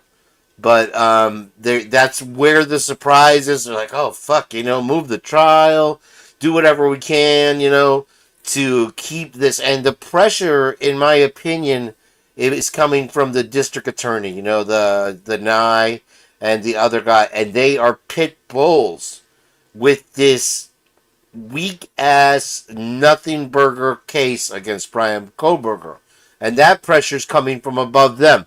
They're not the puppet master, they're the puppet, and they're forced to do what they're told to do, and you stick to it till you die. Yeah, because like think about it. Right now, this day today, we still have content creators that saying that the Kohberger was it was stalking the victims. We got the content, bro. I'm not even gonna share it, but we got content creators at this day today saying even after Bill Thompson crushed his own motive for all, because again, he played his own self out when he said and ensured that Bryan Kohberger was not harassing, stalking, and did not have no kind of previous contact up until this day, to that day with the victims. At this day today, we still have content creators, okay, saying out there, we got Shrink. Saying out there, big shout out to Heather Fitzgerald. Big shout out to Criminal Mind. Thank you for being here. Very appreciate it. Big shout out I told the chat earlier that they asked for Heather, and I said she's tied up in my trunk, and I'm making mac and cheese for hippopotamus. And they said no way he would let you do that. He'd eat you. And I said no, he's easily bribed. Big shout out to Heather Fitzgerald. Thank you for being here. I appreciate it. And big shout out to Criminal Mind also for being here. Oh, Criminal Mind's here. What's up? Here. Yep. So we still have content creators spreading that bullshit out there, saying that, oh yeah, Bryan Kohberger was stalking the victims through Snapchat. No, they won't. They'll never drop that narrative. But before I forget, when you talk about content creators and like these drunken idiots, they're going to jump on the selfie the next day, right? Oh my! The next day but where's the pictures from the text messages with Dylan and Bethany when this horrible crime has happened? Bro, we see a stupid picture in a bathroom. That's more important. You're gonna kill 4 victims, right? You're gonna kill 4 victims, and then next day, the curtain, the plastic of the shower was already gone in your house. Have you realized that? With 4 girls, it's hard to believe that's a thing. You killed 4 people, and you went to your bathroom and take a picture like. This is the picture right here. Donald Trump. Look, he was able to button up his shirt. That's why he's sending his picture to his mom, because he had problem. There's the problem with the real problem with Kohberger as a suspect is that he had the ASD and he had these neurological problems where he had, he could barely button his freaking shirt. And you're going to tell me that in 7-8 minutes he's going to go in there, and we've heard allegedly that Kiely was stabbed 50 times. Do that. Do you know how long it takes to stab somebody 50 times? Try to do that within a minute. You can. And then you're dealing with another person.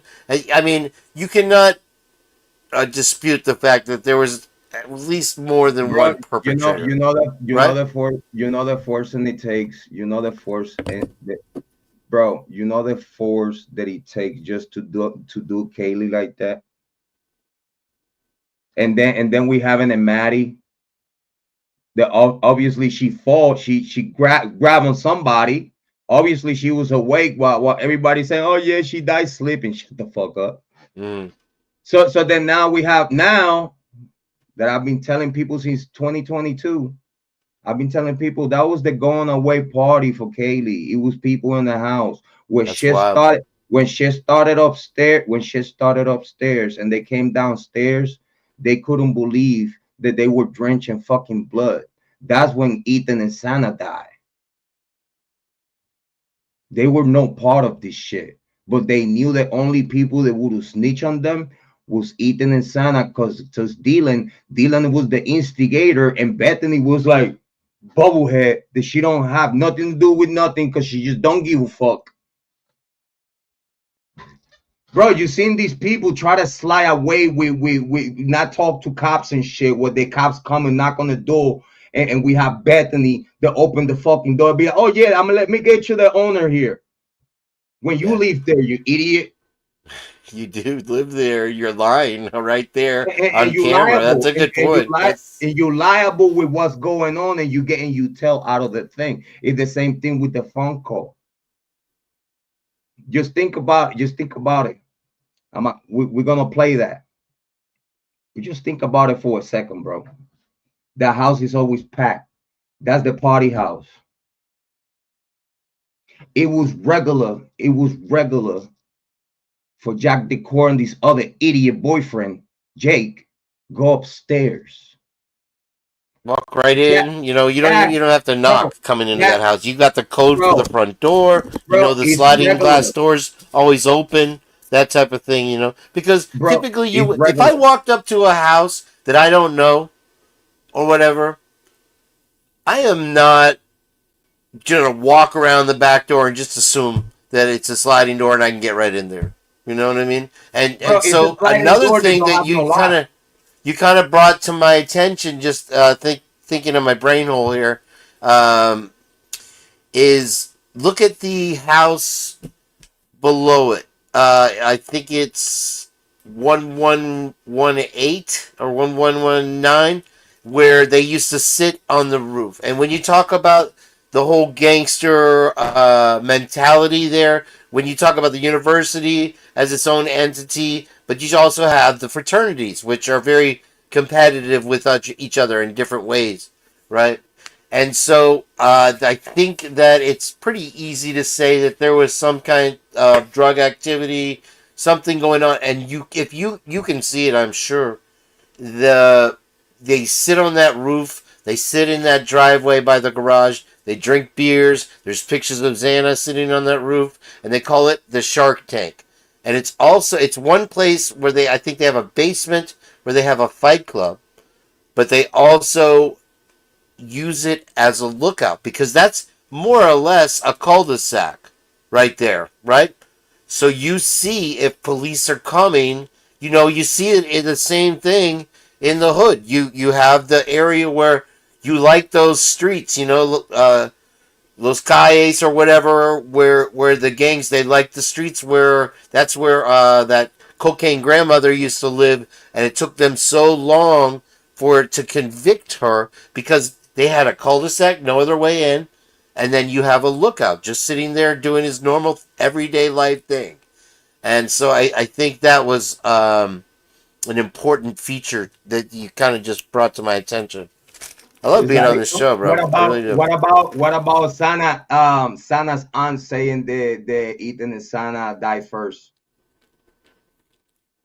And then aunt. Yeah, Sana's aunt came out saying the Ethan and Sana die first, and going with the Steve Goncalves narratives to protect Jack Decor, saying that the killers didn't have to go upstairs for nothing. So why the fuck the killers went upstairs, you fucking idiot? And then it did your daughter worse than everyone else. And you're gonna tell me that Ethan and Sana died first? When obviously it was tense, it was tension between all. Obviously they all knew at the grub truck something was happening. And they didn't want no part of it. Something they knew, bro. I'm telling you, they knew that something was about to happen that day, bro. How we gonna have a John Jack show walker, a show walker that his family is part of the fucking DA office, bro? Yeah. And if you want to talk about people that are gonna get that fixer protection, the top of the list is any family of a DA, of any type of district attorney or political office, high-ranking, right? Am I wrong? Look how long with Hunter Johnson, for example, with Joe Biden, right? With all this shit that they fucking found cocaine in the fucking White House, bro. Where do you think that came from, man? They're like, nah, it was just some tourist. Let's put it like this, right? It's already known that it was students of the University of Idaho inside of the house way before authorities who was a call made up, right? It was people in the University of Washington that knew what the fuck happened in that house way before any motherfucking anything. Yeah. Bro, I'm gonna put it like this. If the students knew, All the way in Washington, the cops knew, Scott Green knew, the whole fraternity staff knew, the whole university staff knew, the whole block knew. Listen, bro, when these people were getting killed, it was witnesses, bro.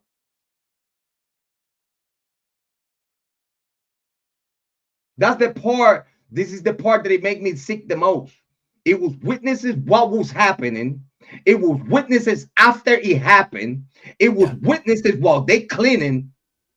Because obviously, for you to have a footprint, just a footprint in a puddle of blood in the third floor and the second floor,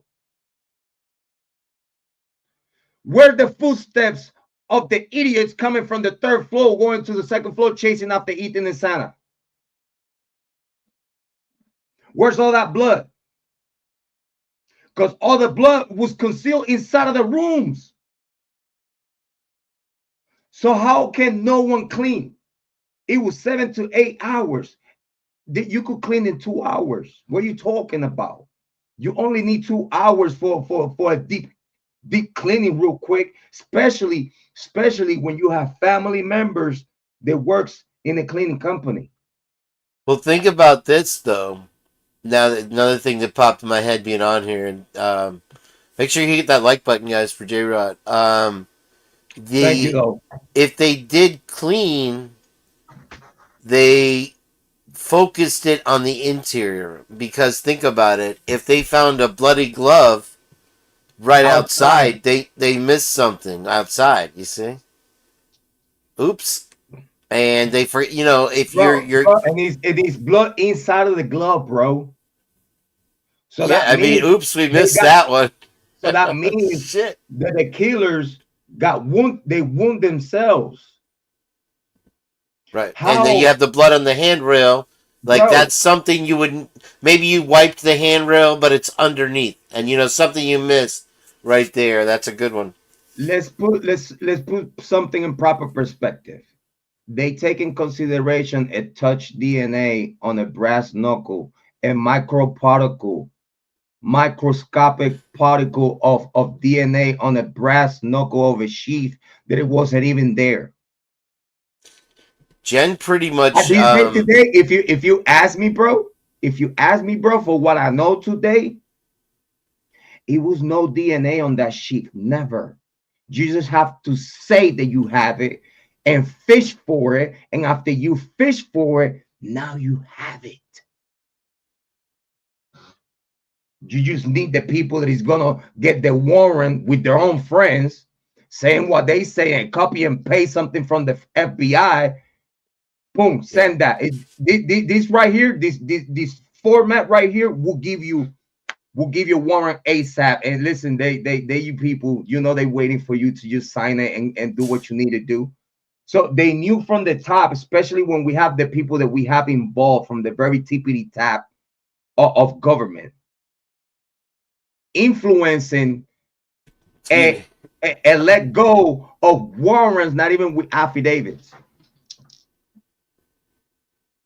So we're not having sworn. So in some of the one, we don't even have sworn affidavits, especially for the one to get Kohberger as a fugitive of the law. When at the moment that warrant came out, at that particular moment that warrant came out, Bryan Kohberger have not broken no law in Idaho. That's another great point, and I think part of getting the federal indictment on him was letting him flee across the country, because now he's a fugitive. Bro, he was about that's to where come the FBI out. Can step in. He was about to come out. They knew that the deadline for him to get a bond hearing, because at the moment they didn't have nothing such to keep him in there for murder. They didn't have not enough, and they knew that. When the preliminary probable cause has a lower bar than being able to keep you. Yeah, you're right. But here's the problem of you can suspect somebody, but you have to prove to a grand jury in this case, which is a whole fucked up thing to begin with, that you have a reason to keep them in your prison, in your jail. You're right. But this is the problem that we have. Judge admitted that that's the same thing that they've been doing wrong for years. We're talking about Bill Thompson has never gone for a death penalty. Not even in cases that he have the proof of this is it, we're gonna cook him. He never went for a death penalty case, bro. And now you're gonna tell me in the very last case that he's taking care of before retirement, you're gonna go for the first time ever for a death penalty? When these people knew when they started this investigation, this is what I wanna stress to the people.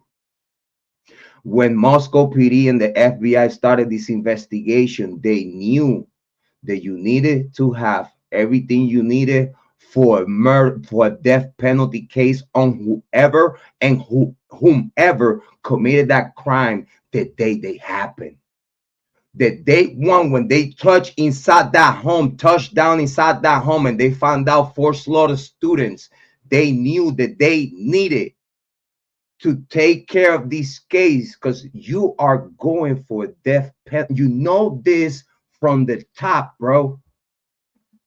This is the first thing as an investigator that you know when you see the crime scene. Whoever did this, I'ma cook them. So what, for you to cook whoever did this, what you need to do, investigate. The same thing they did not do. Because you're gonna tell me, and again, I keep going back to the microscopical particles of DNA on the brass knuckle that you said it was there. When you know when you're gonna swap, somehow that sample doubled on the way to the lab. It's like 70 picograms, and then all of a sudden 140 picograms. How did that? It came back from the FBI amplified.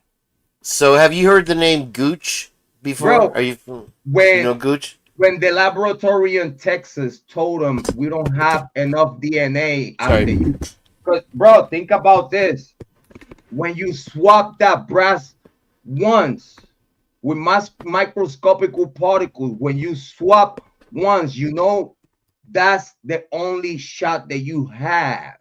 Right, and they were told, according to Bicca Barlow, the DNA expert, they were told not to swab the snap because they were going to use it for fingerprinting. So some people are like, oh, well, they swabbed underneath the snap. So I don't know, but that seems to be one of the Heather also brings up a really good point too. When Steve G now he was a big proponent against the phone survey that have you read, seen, or heard? He was a stalker, this type of thing. He was like, oh, they're trying to taint the jury, blah blah blah blah blah, against it. And now in the interviews that we've seen lately with him, he is doing exactly the opposite of what he said he was against. And he's like saying that, remember, talking to the people, remember, Kohberger wasn't one of us. He was an outsider. If he was born in Idaho 17 generations, would it make it okay then? Is that fine? You know what I mean? Like that was the whole reason why they chose Kohberger, and it's the same reason that he's gonna free him. They chose Kohberger. They chosen Kohberger because he don't have no allegiance to anything that they got going on in the University of Idaho. They tried first with Kopaka. It didn't work. He didn't cooperate. They smoked him. And the reason that we believe why they smoke him, because he knew when he saw Chief Fry and Moscow PD there, he knew that if he was living with them, they were about to frame him for the Idaho 4. Because it was already the narrative by the time the situation with Kopaka, it was already aiming at Kopaka as a suspect for his collection of knives, for his PTSD, all this shit that they were talking about Kohberger. It was the shit that they were about to use on Kopaka, but they couldn't because he didn't cooperate. He knew, bro, this is a military guy that went, bro. Listen, let me ask you a question real quick, Jrod. Why Moscow PD? Why Moscow PD would go to back up Pullman PD when Pullman PD had a full squad, even SWAT squad. Well, they do a lot of swapping back and forth, especially when it comes to SWAT. Crossing They're state lines, they're they're bro. actually deputized in each other's districts to be able to help out in emergencies. But yeah, Okay, that's a good question. but that was not an emergency enough to require help from Moscow PD. The The only reason emergency was over. Moscow was there is because he had a white Elantra, he had the PTSD, he had some roommates kidnapped. So this is the part two of what happened in Wow. that house. But they knew they needed him alive, bro. He's a Purple Heart holder. If you're a Purple Heart holder and you see and you smell it that they about to frame you for this shit, what you gonna do? You're not gonna cooperate it, because then now as you cooperated, now they have a Purple Heart from the military that killed the 4 young adults in the University of Idaho. Now you know what's the name that the Purple Heart's gonna get when they come back home? You know how they're gonna watch him? Oh, these motherfuckers. Suspect. We have a Purple Heart when he's out of the college, and he's not hit the bro. I have family in the military. They are not gonna allow their brothers that fight for this nation to get a bad name. They'll die for that shit, bro. And for what it seems, when you don't when you only have a barricaded individual with no other kidnapped people inside of that building, is ways to handle situations without killing this person. You brought the Kopaka thing back up, and it was like a blast from the past, man. I've almost forgotten about that whole and how weird that whole situation was, and the jumps in the body cam, and the empty apartment with no furniture that he was supposedly living there, and the roommates' interviews afterwards, or the friends, and then the way they treated that one guy, and he's offering him coffee, and it's a wild, wild Bro, part the of this students, case. the other students in Washington and Idaho, they all from the same fraternity. It don't matter if you're in Washington, you Sigma Chi and you Kappa Sigma.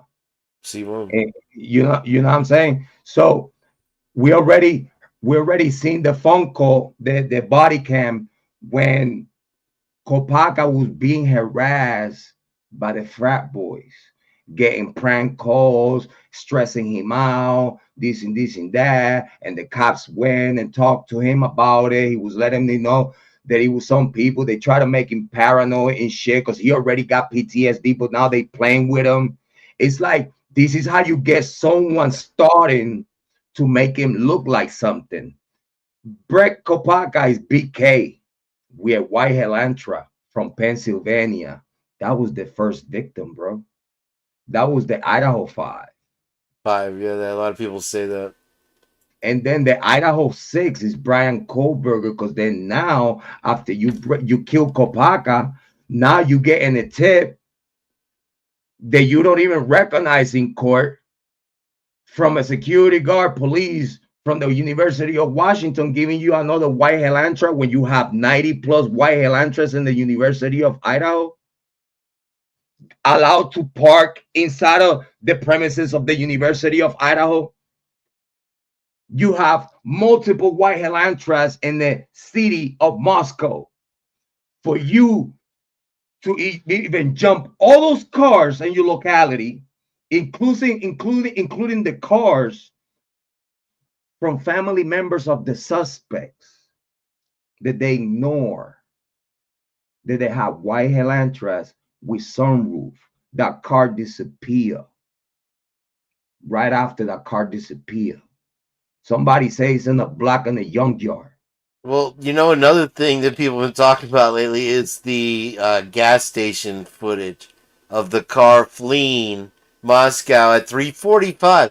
So how in it's another thing, like, where did you get this tale that Dylan was in frozen shock phase? Where did you get this tale that all the room because looking now at what we know, it's like this invention, this fantasy of fairy tale, and now you want to throw in, and it's in the documents, all about the investigation. They closed down that gas station for an entire day after this manager reported this footage or whatever, and you have a car fleeing the scene at 3:45. If you're saying the murders happened at 4:20, what the fuck difference does that make? This is just a white car driving down a road with no tires on jacks. But the thing is, and that now they're saying the car may have made a U-turn. I'm like, what did they stop for hot dogs? You know, it's like, what are these people fucking trying to sell us, dude? It's a bill of goods, bro. And you know what's crazy though? That none of the pictures that they have of the car or the video, they can identify the vehicle. No, They cannot identify and the driver. There's nothing to the driver. And remember, here's the thing that makes me wonder right now. And again, you're bringing out all kinds of shit, right? Remember that we're working with the content, bro. We're working with the content. We're working with the content. I think our brains have a connection. But anyway, so you spark the fires like Heather does. And what in the beginning press conf or one of the press releases, whatever it was, they said we have a bolo out for a white vehicle, a Hyundai or whatever it was, and we want to talk to the individuals in that vehicle. So they were looking for multiple people as witnesses to talk to them and ask them questions. And then all of a sudden now, here's another change in the narrative. You have one guy, Bryan Kohberger, he did it, he was driving by himself. We can't show you that he was there at the house. We can't show you that he was driving that car that's allegedly in these Ridge Road pictures. We can't show you that he was anywhere near the house ever. He was in Moscow, but he never went to that house. To quote Ann Taylor. Let me blow your mind again. Pause, no Didi. Let me blow your mind real quick. All right, so if Kohberger did it for those Kohberger guilters, right? If Kohberger did it, you don't want his boys to get locked up too?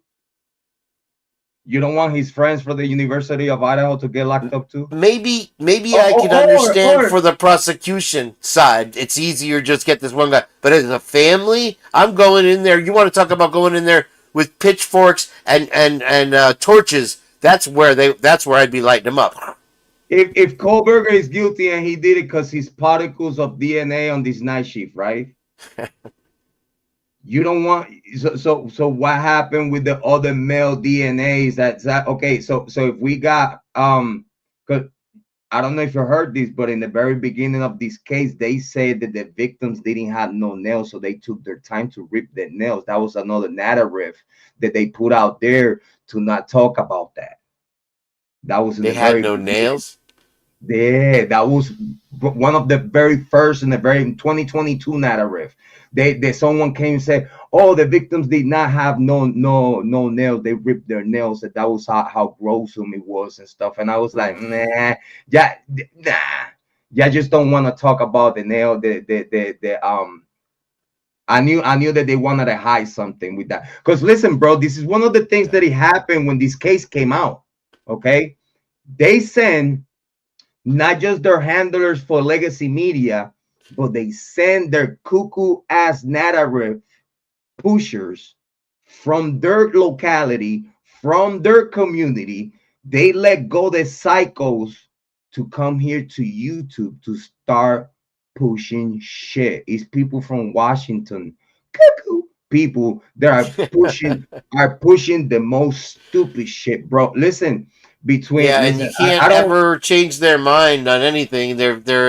It's just nope. This is the way. And then they always offer these ridiculous plausibilities. But I like that because it challenges you to be able to explain what your viewpoint is and what the facts are and be able to, like Einstein said, if you can't explain it to a 6-year-old, you don't understand it. You know someone You that know? I sent. You know someone that I send a lot of shout outs because and listen, people don't like this person. But I send a lot of shout outs to WSU Kim. I had the opportunity to talk to her long time ago. I had the opportunity to talk to her. But a lot of her Uh, stuff seems to be true now. Heather's a big bro, fan of what the fuck bro. Kim. You know why I send shout outs to WSU Kim, bro? Because she was the first person that pointed at the students of the University of Idaho, and she ain't even real. While she was thinking that what she was saying, it was pointing everything away from the students. She was the first person, the very first person that he said, "Well, my daughter knew what happened inside of the house before the cops did. You fucked up because if your daughter knew." What the fuck happened inside the house and what was going on, that it was whatever was going on through Snapchats, the same Snapchats that disappear from everyone, even Daniel, not Daniel, but Dan, whatever his name was, that we talking about. We have 3 hours of Snapchats that disappear, group chats and everything disappear. And WSU King was the first person that told the whole world that it was students of Washington University, her own kid, that knew what the fuck happened inside of the house before the cops did. So if she knew, he knew, she knew, she knew, he knew, people in Washington knew what happened. Don't you think the people in the whole block did? Bro, people on the block seen what happened. Let's put it like this. Let's It's play a cul-de-sac, man. That's the point I made with the Shark Tank. Look at their gangster. Everything is gangster with these fraternity kids.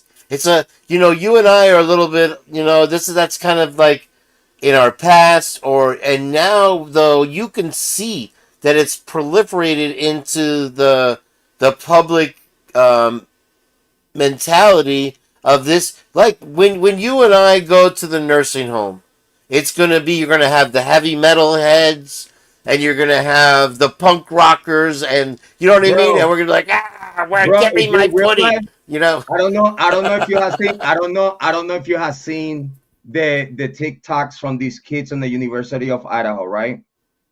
But these youngins, the only thing they do is listen to drill music, catching a body shit, and can't wait to get. And they're tripping balls, and they're probably doing some booger sugar, and try to dance like the gangsters with blickies and shit. Try to dance doing like the fucking crip walk. Yeah, exactly. And all this shit, and you just a white boy, bro. Like it's a violent culture over there. Yeah, exactly. But you have a whole bunch of rich kids, a whole bunch of rich kids. They got money, power, influence, drugs, and guns. And they're trying to act like they came from the streets, bro. When the only thing that they have is leverage, because their parents got money. The guns that you have, they're not illegal. The guns that you bringing around, this is your uncles, your dads, your mom's pistols and shit. You're cracking me up, bro. You don't have no Glock with a chip on the back. You don't have no stand. The serial numbers aren't scratched off on your 9mm. No, you get caught with that gun.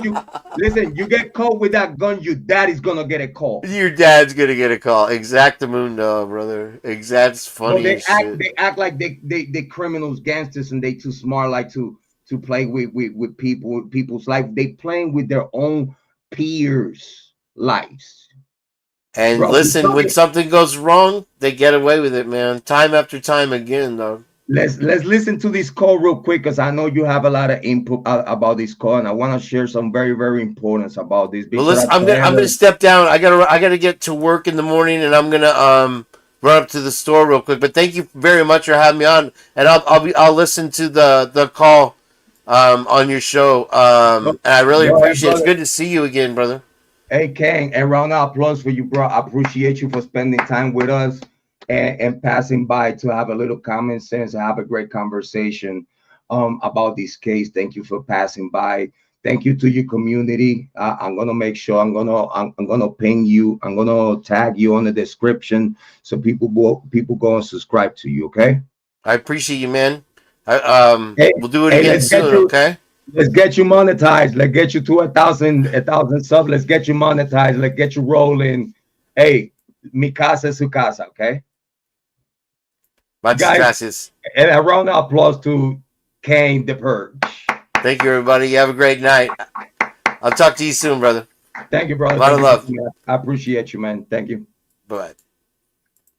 So, guys, let's listen. Let's listen to the phone call, the 911 call. So, like that, we have a big shout out to Kane. So, like that, we have a input about the topic today, the 911 call stage.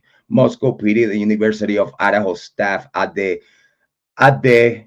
crime scene before the call. So let's listen to Casper West. Make sure everybody go click like and subscribe to his content. Let's go.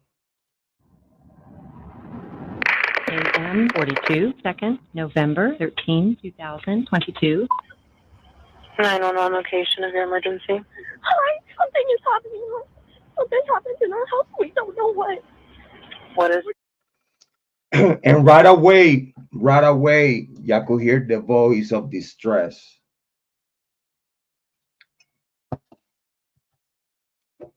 If you ask me, that's like, it's a fake voice of distress. Right now, if you ask me, it was a lot of information that came out in the very beginning that the phone that was used to make the phone call was Dylan Mortensen's phone, but Bethany was the one that made the call. So I would like to believe that the voice that we are listening to is Bethany, not Dylan. Let's play that out again. 2022.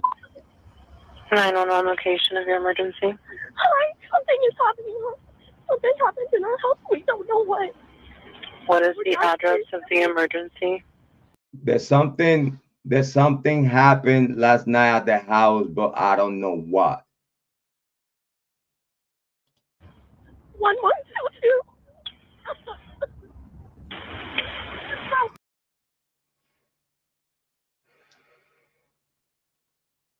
She's crying like, again, I'm not saying that the call was staged to the point that it was a script and the Bethany on the phone, which we believe was Bethany on the phone, she's living the real emotions that it comes with the situation in hand. But at the same time, she's playing a little theatric, but reacting with real-time emotion about it. In a way, she's talking to this 911 call operator is not a regular call of a pass out roommate with blackout roommate that drink too much the night before and they not waking up right now. I believe that particular narrative was given to them, to the youngins, to Bethany, whoever was there. Because at this point, the male voice, people can really say that was Hunter. With what we know right now, you could hear whatever you hear, but you can't say that was Hunter Johnson. That could be the boy on the phone. That could be Ethan's brother, and you don't even know it.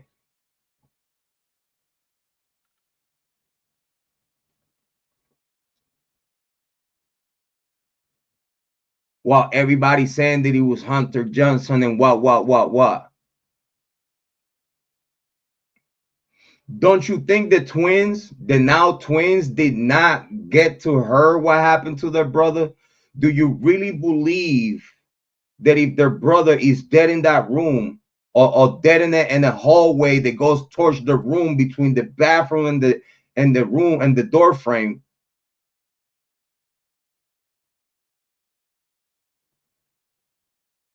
You're not gonna tell me that those kids, those young adults were at the locality. You're not gonna tell me that they did not went inside the house to see what happened.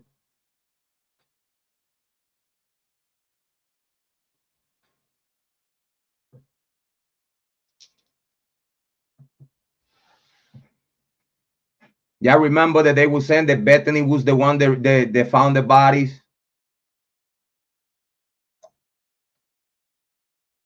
If you want to believe that, you could believe that when the 911 call operator told her to double check and see if Sana was breathing, for you to get to Sana and see if she was breathing, for you to say no, she's not breathing, you have to pass by Ethan.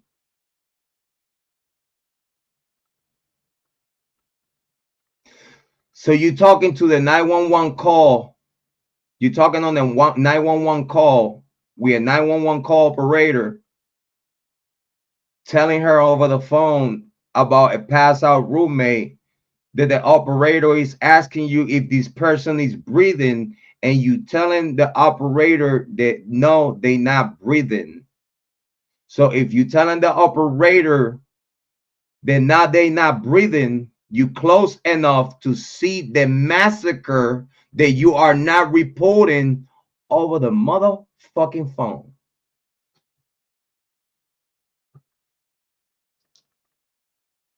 You know how bad this 911 call is going to be if they put this shit in front of any jury.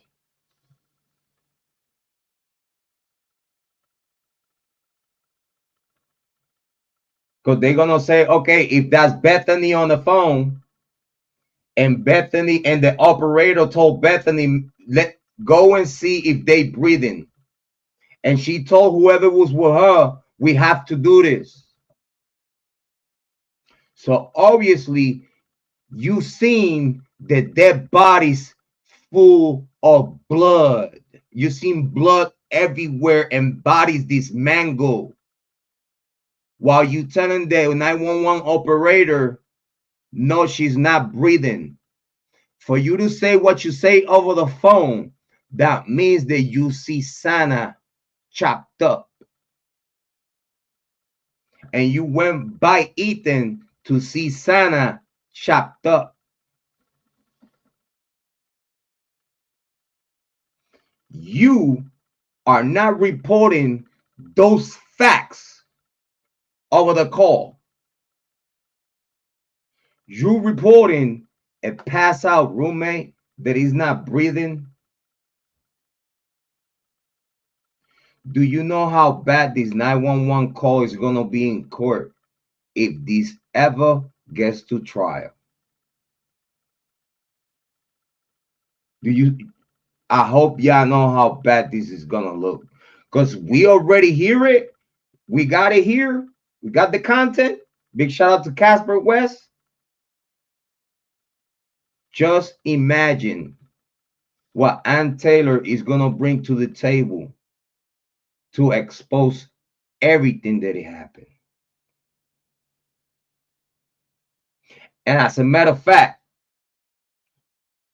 I go back to it because it hit different. I go back to it. You're going to take in consideration microscopical particles of a DNA that was never there. But you're going to ignore higher quality of DNA samples under the nails, inside of that room, on a handle rail, glove outside, bloody shoe print.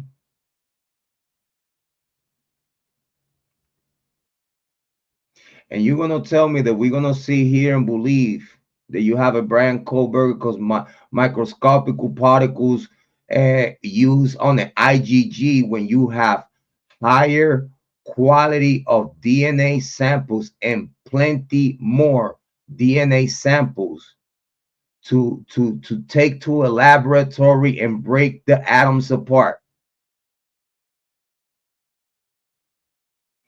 And not just get Kohberger, but get everyone else that participated on this crime.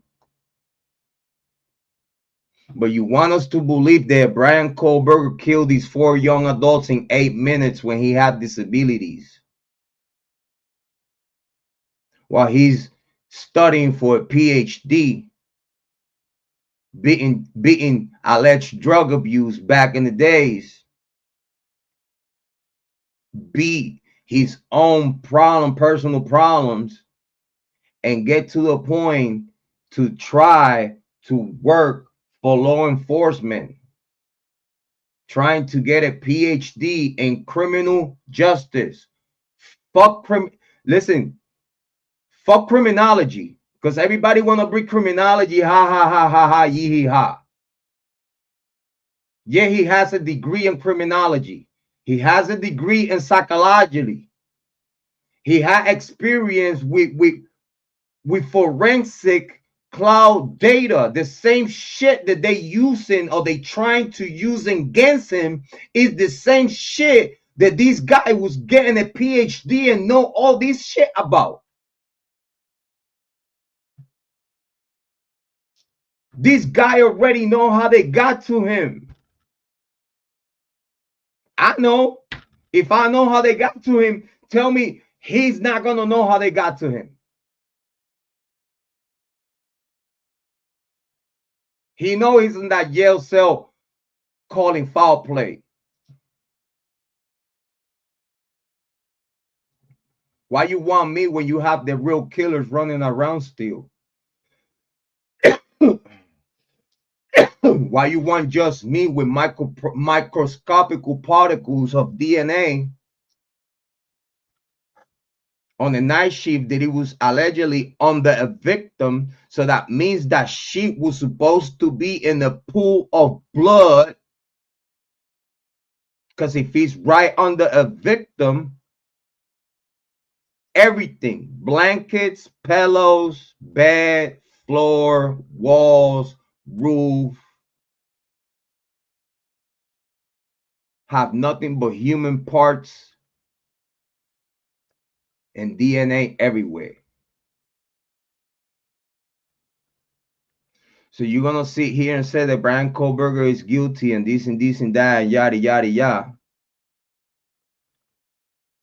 when we got all these holes in this payment. When we have all these holes in the information that the state brought to the table. If you identify that DNA under the nails and wherever it was located was different males that didn't have nothing to do with Bryan Kohberger, soon as you found DNA consistent with the murder, consistent with struggle, and just because that DNA under her nails is from her own boyfriend, student of the University of Idaho, just because the other DNA that it was found, it was Jack Decor. So Jack and Jake went on a mission with his friends to get back on Kiely, Maddie, Ethan, and Santa for whatever secrets on relationship shit they were sharing. Because you know it's a lot of infidelities in those universities. You know it's a lot of sex tapes. People don't want to talk about this shit. People don't want to talk about what was going on inside of the house. All these people fucking each other and for everybody fucking everybody. People don't want to talk about that. People want to talk about these young adults like they were the future of fucking humanity. Fuck out of here. We know what these motherfuckers were doing inside of the house. Shit, it's people in Moscow, Idaho. They know what the fuck is going on in that house, and they are the same people talking, but they afraid. They believe me. They live there. They fucking afraid of their own monsters that they created, but they can't say shit. But they come to people like me and talk to me to see if somehow someone listen. Let's continue with the call. What is the rest of the address? Y'all gonna be crying like that. Y'all gonna be crying for past out roommates, right? Y'all gonna cry like that. Having this motherfucker show for a pass out roommate. Who the fuck you talking to? Oh, Kane Road. Okay. And is that a house or an apartment? It's a house.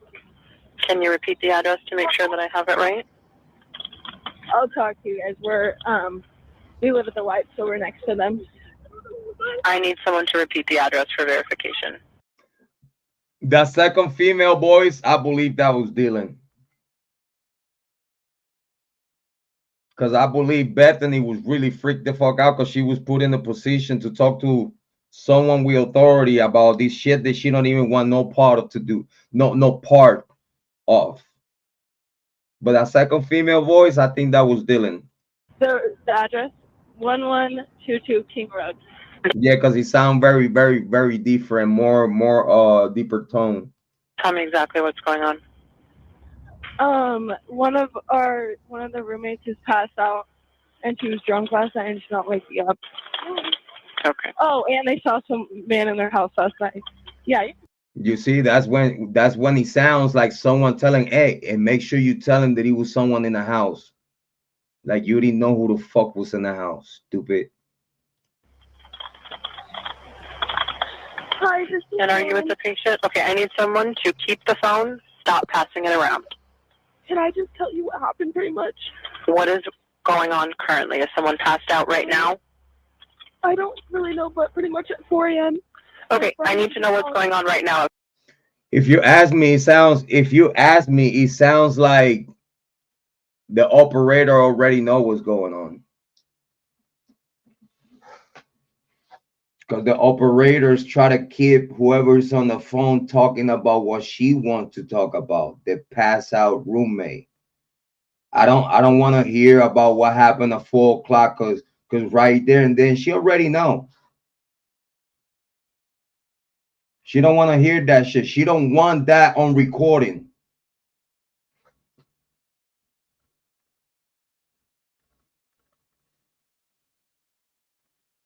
They try to start the narrative right there and then, and the operator cut that shit out.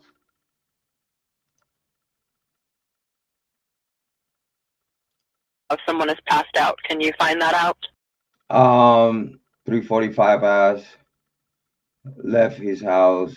He's all eyes. But you see, Amy, if you think about it, right? Jack Decor got to the house around 3 o'clock. Remember, they were calling Jack to come over the house and whatnot and talk about it. It was already problems going on. It was already a situation going on. This is why they're calling from Maddie, from Kiely, from Maddie's phone and her phone. You already heard from the Goncalves family. The mom said that Kiely was a power caller. She would not stop calling you until she either what? Talk to you over the phone or see you face to face. So now you're gonna tell me why the calls to Jack Decor stopped. At the same time the Jack Decor's call stopped, Kaylee's phone went off.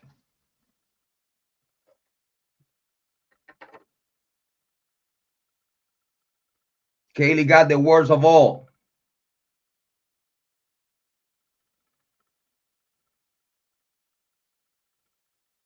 The problem was Kiely. No Maddie, no Ethan and Santa. I've been trying to tell people since 2022. While everybody try to save Jack Decor and Jack and Jake and Showalter and Adam and Hunter and Dylan and Bethany, all these motherfuckers has something to do in their own way with what happened to the Idaho folk. Right now, authorities are making you and making me waste our time with a procedure in court that it means nothing. Because the only thing that is going on, they making the people try to forget about this. They try to linger it.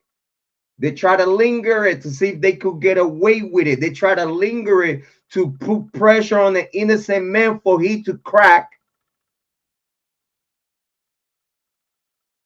and plead to something to try to save his life, because that's how bad they try to make it look like, not just in the eye of the public, but in the eye of future jurors.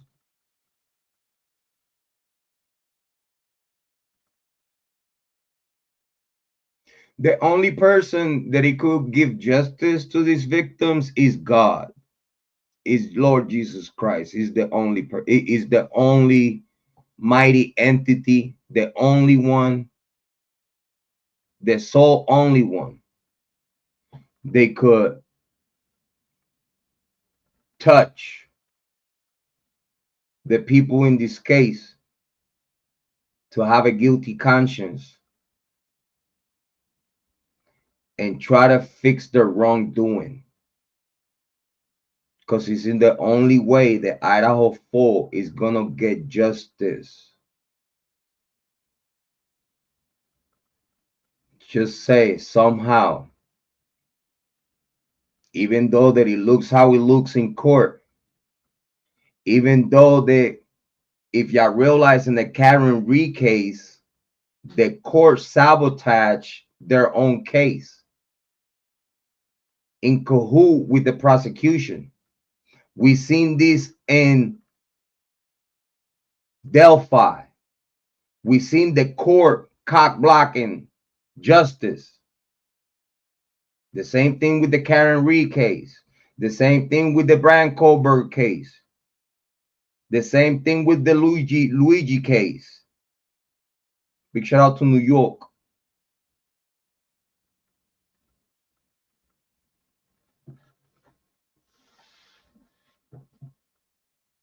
The government is playing dirty tricks to we the people for us to not know the truth. People like me that actually care, that actually give a fuck, are only one the real responsibles of this killing, which is DNA for it. Is DNA for it. The victims' bodies are gone. The house is gone.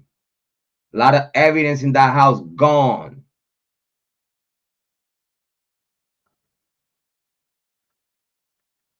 Can't even make another CAS drive because the house is gone. And the CAS drive is not going to match the same frequencies, because if the house was there, the signals bounce different.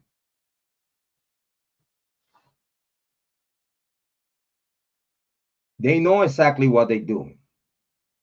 The people preparing this case to be how it is at this day today, they very smart, stupid people. Very smart, stupid people. They smart, but they stupid because they think we stupid.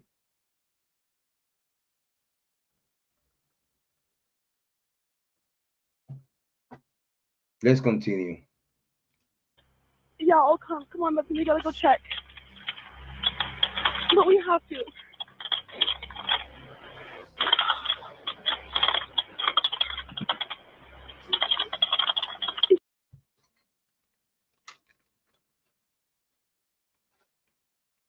Big shout out to Facial Nelson. Big shout out to you, bud. Big shout out to you. Thank you for being here. He said, I think that Dylan and Bethany were there all that night. Yes. People said that they were not there. Everybody was there. Everybody was there. Before it happened, while it happened, after it happened, they were all there. They were all participants of the pre and post activities. But people want to be, I don't think they were there. These people, they said that they believe that they got killed somewhere else and brought to the house. Fucking stupid. Stupid. Super stupid. Big shout out to you, Facial Nelson. Thank you for being here. I appreciate it.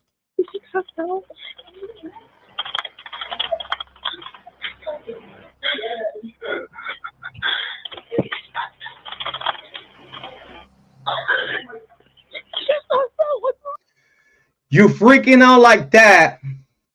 You freaking out like that and gagging. Because I just heard you gagging. You freaking out and gagging like that on a pass out roommate. You know how bad this 911 call is going to be in court. Everybody of the state is going to look stupid. Bill Thompson is going to look stupid. The judge is going to look stupid. You have a person crying, freaking out over the phone because she was delegated with the 911 call. And it seems that we have a Bethany, Dylan, and a male.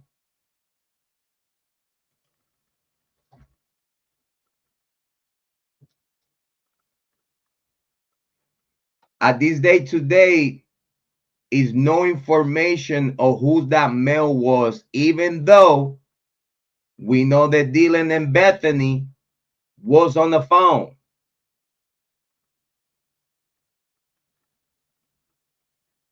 That male voice at this day today could be anyone. Make sure you hit the Cash App because I'm giving you the content. I'm putting the work for you. Make sure you hit the Cash App. I don't care what you put there. Show me some love like you do every week. Don't forget about me. I love you as much as you love me. I'm putting the work for you. At this day today, that male on the phone could be anyone.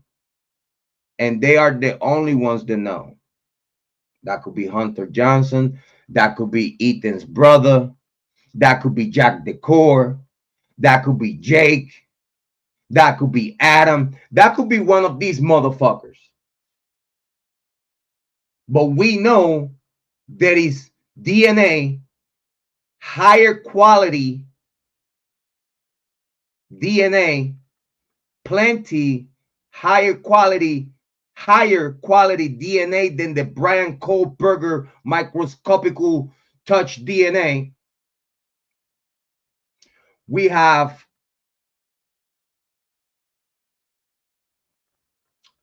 flesh.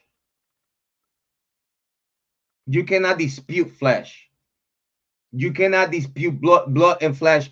You cannot dispute. Nothing could come inconclusive when if you have a microscopical brass touch DNA of a sheath that you take it upon consideration, but then you have flesh, you have blood, DNA from other males consistent with the killing, consistent with the actions that produce the death of these 4 young adults. And you're going to say they are males Oh, they definitely males, and they definitely not Bryan Kohberger. So who the fuck they are? Why you doing this? You as a content creator, how much of a piece of shit you gotta be to still think at this day today that Bryan Kohberger is guilty? You are the biggest piece of shit in the whole true crime world and everything in life. I feel sorry for you as a person. Because you the same parasite. You the same parasite in these YouTube streets that at this day today still confusing people. Making believe stupid ass shit. The last thing that you came with that I heard is that Bryan Kohberger was stalking the victims to Snapchat, you stupid bitch. I hope you burn in hell and you fucking revolving on your own self-made grave.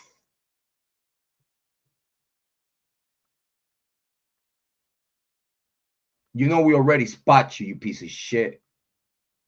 And you know I don't let go. So keep acting like I'm not here. Because I know you there.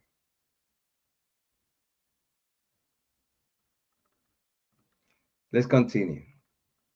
Piece of shit. She's not waking up. Okay, for you to say that they're not waking up, you must be doing something to are you touching the bodies? Are you touching their bodies? They're not waking up. Are you touching dead bodies? Are you moving the dead bodies? Are you touching the dead bodies for you to know enough to tell that 911 operator that they're not waking up? Okay, one moment. I'm getting help started that way. Okay, thank you. You could hear the cop walkie-talkie in the background. By the time whoever was on the phone certified to the operator that he was a cop there already for the type of emergency that he was mentioned and put in question, it was a pass out roommate. The cops would not got there first. The EMTs would have got called because he's a pass out roommate. He said pass out roommate. EMTs are gonna show up way before the EMTs will make the call to the cops after they get there. But cops were ready on the scene. You didn't hear not one siren. You listen. First and foremost, EMT will show up full sirens. EMTs will be the ones calling the cops because you are reporting a pass out roommate. EMTs are going to show we know cop. That's how it goes. It's nowhere around it. But somehow cops got there without even turning on one siren. And when they asking you for a defibrillator, you say, well, you don't have one. But then I don't know where, oh, yeah, I have one. And somehow, oh, yeah, I'm talking to a cop. Okay, the cops are there. Okay, I'm going to hang up.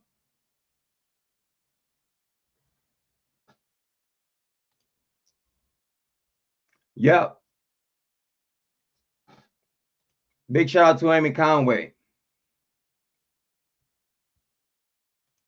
This is why the 911 operator already knew what was going on, and she was keeping the flow of the conversation of a pass out roommate. The cops got there with no sirens. They were not supposed to be there because it was for pass out roommates. EMT will be called way before cops get called because it's a pass out roommate. Cops are not going to show up. I have been in plenty states. I have made 911 calls before for EMTs. Cops never show up unless the EMTs see that there's some foul play going on. But somehow, the cops were ready there at the house way before they were requested. They fucking knew.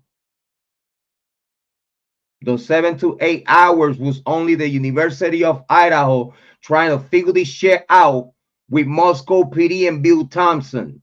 Bottom line. Oh, and Judge, you could throw them in the same boat. The coroner in the same boat.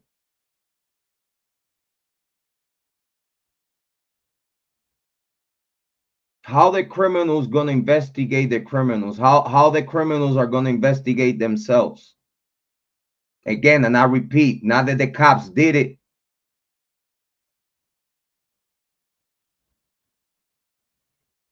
But the members of the same fraternities that they plea allegiance to did it. The vandals that they play allegiance to did it. The students of the University of Idaho, you could call him Jack, you could call him Jake, you could call him John, you could call him Adam, you could call him Hunter, Dylan, Bethany. I don't give a fuck who the fuck you throw in the pot. Shit, far as I care, you could even throw fucking Ian Harch. I don't give a fuck. And I only said that for those dumb motherfuckers that try to put Ian Harch in the about knowing anything about these fucking case, because y'all some stupid motherfuckers wasting your motherfucking time with Ian Harch. You stupid motherfuckers. Could be a male, you could be female. I'm talking about all y'all motherfuckers that talk about Ian Harch and all these other stupid shit. Y'all have a mental deficiency that is bigger than the problems that you have. That's why the problems that you have, because you mental motherfucking deficiency. Yeah, you have content creators over here that these motherfuckers are real crazy. These motherfuckers take medications. These motherfuckers got PTSD for shit that they did themselves.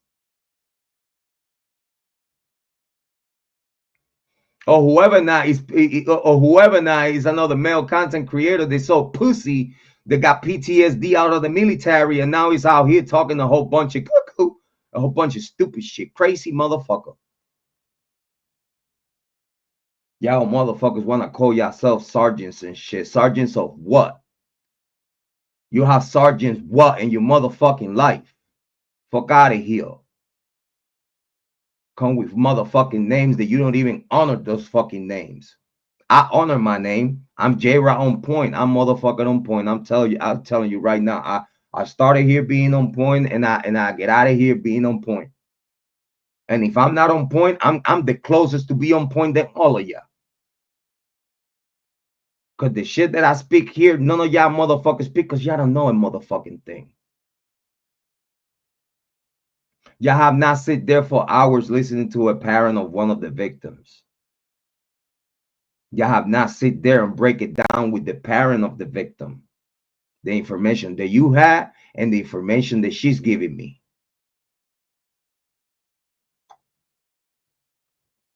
Big shout out to Kara, wherever you at. We love you and we appreciate you. And hopefully together we get justice for the Idaho 4. Because goddamn, I wish other content creators pay attention. This is why I call y'all weird. This is what I call like a good 75-85% of true crime content creators weird. Because y'all motherfuckers are weird. Y'all have not lived nothing in life. Y'all have not lived nothing in life. y'all have lived nothing in life. And those that have lived something, y'all motherfucker PTSD of the same shit. Look at me, dude. Just look at me. If any one of y'all believe that y'all have gone through or done more ever in your motherfucking life than me, or going through shit that really break you bones than me, or you think that you have going through anything close to me, you have a better thing coming in life than just leave me the fuck alone. Try to measure yourself to me. You have no fucking idea who you're talking to. And that's a fact. Because I wish y'all lived one day of my youngin' days. One day, y'all wouldn't be able to know what the fuck to do. And I promise you that. And I wanna utilize the same knowledge that I have about criminal mind and teach you that is people that is supposed to be the ones protecting us, that is the ones that literally are the criminals. Because if they did not commit the murder, are the same motherfuckers covering the murder. And if you covering a murder, you as equal as bad as the killer. Probably worse. But we're gonna see here. Big shout out to Rasta. Thank you for being here. I appreciate it. But we're gonna see here, believe in this shit.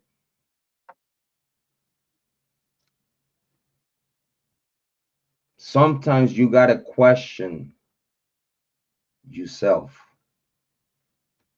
Instead of questioning the person next to you, you need to question yourself or how the fuck you even thinking the way you think. Again, that's why I call y'all goofies and weird. And I stay the fuck away from y'all because y'all motherfuckers are real crazy, dog. Real crazy. For real. You have to be. To sit here and say the shit that y'all say here in YouTube True Crime about this case. Listen, these motherfuckers out here that still believe that Karen Reed killed Keith. Are you serious? Is you fucking serious? That's how good of a content creator you are, that you still believe that Karen Reed did it. Even after everything y'all have seen. The same thing with the Richard Allen. The real killer confessed. The real person that we already knew he was the motherfucker that did it. The same motherfucker walking on the bridge. That was him.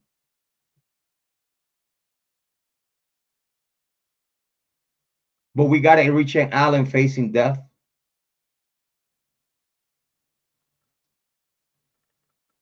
The Kiely Rodni case. We still got the killers running around like it ain't nothing. While Kiely Rodni died, lost her life, was found in the lake where they were partying, where they were all are located.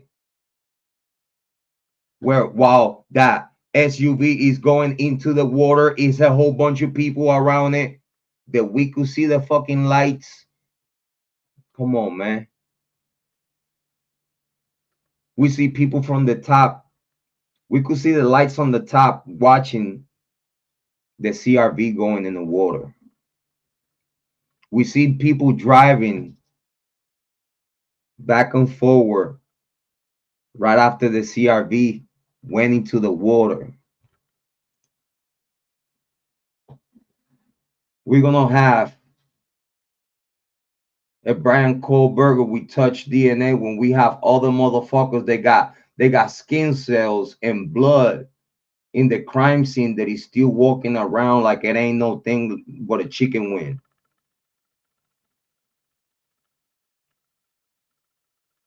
And you say you really care about the victims?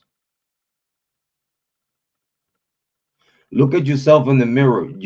You swear to God, you swear on your kids that you care about the victims when all this shit that you talk about as a content creator, it makes you look like the biggest piece of shit ever. Listen, it's people already that have been listening to us for the past 3 years.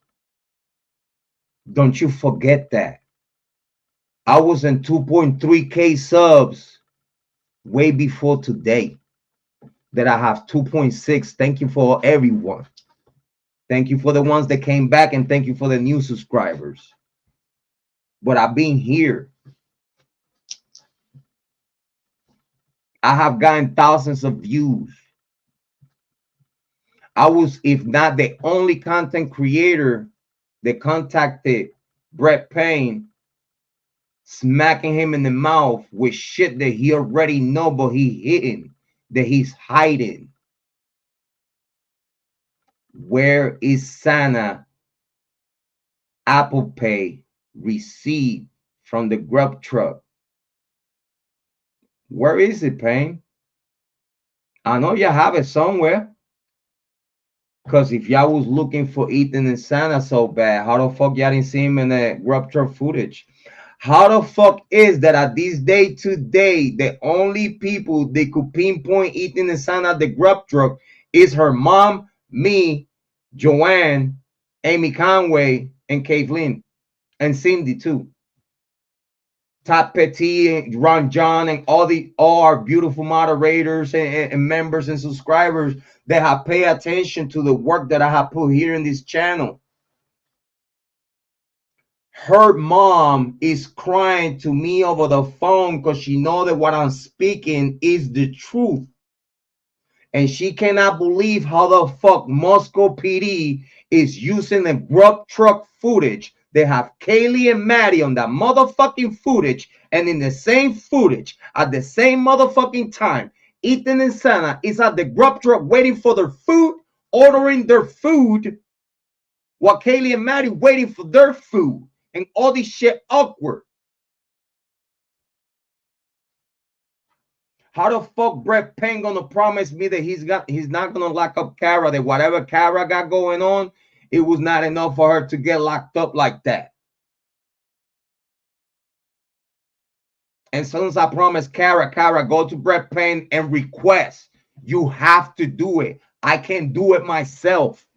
I'm not a parent of the victim. Even if I was a family member of the victim, the only person that he could put the pressure on Moscow PD is the mother or dad. And when Kara goes and asks Brett Payne, where's my daughter's Apple Pay receipt from the grub truck, she get locked up. Moscow PD, everybody on the hushers, they on the fucking footage, y'all idiots.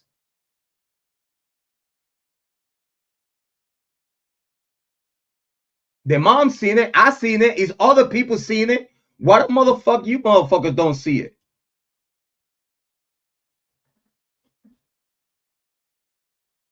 Because Moscow PD is hiding the real timeline that I told them that they hiding.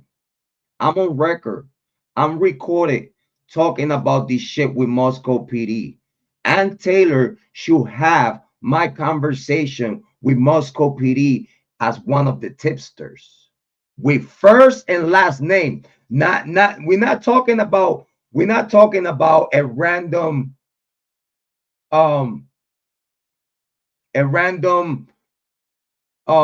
anonymous tip. No, this is this one motherfucker, content creator, super cyber sleuth that I have connections, telling you timeline, telling you shit that you fucking know, telling you exactly by name who the motherfucking killers are, telling you the timeline and the reasons why.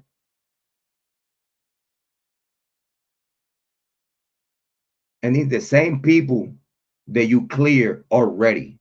Because when I talk to you, they were already clear. So when I'm telling you what I'm telling you, or you're going to ignore it because I'm talking and telling you information that they have backup from a mom, from a victim.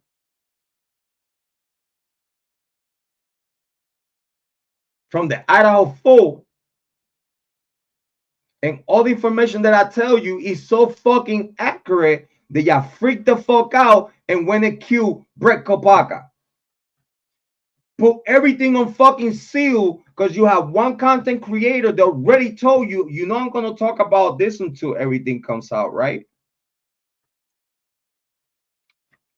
You know the University of Idaho don't want no blood on their hands. Do you remember the conversation?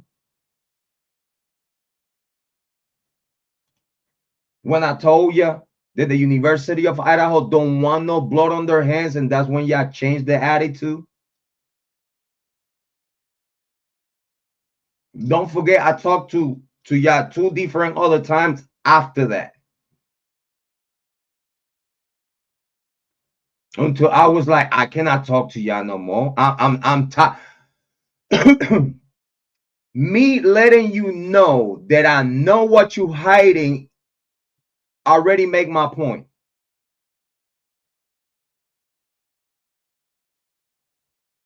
People want to say, oh, why the guy go there? You see, you probably could blame the guy go there on Jrod on point. Yeah. You probably could actually blame the guy order on Jrod on point because I freaked Moscow PD the fuck out. An absolute total stranger comes out of nowhere telling you first, last name, address, YouTube channel. Do you need my social security number? Because what I need to talk to you is dead ass serious. And I need to put a first and last on that. And guess what? And if you do your homework, you're going to know that what I'm telling you is the truth. Guess what? Way before I knew about the DNA, way before I knew that it was all the DNA inside of that house besides Bryan, Kohberger, and that was Jack and Jake and others. Way before I even knew that,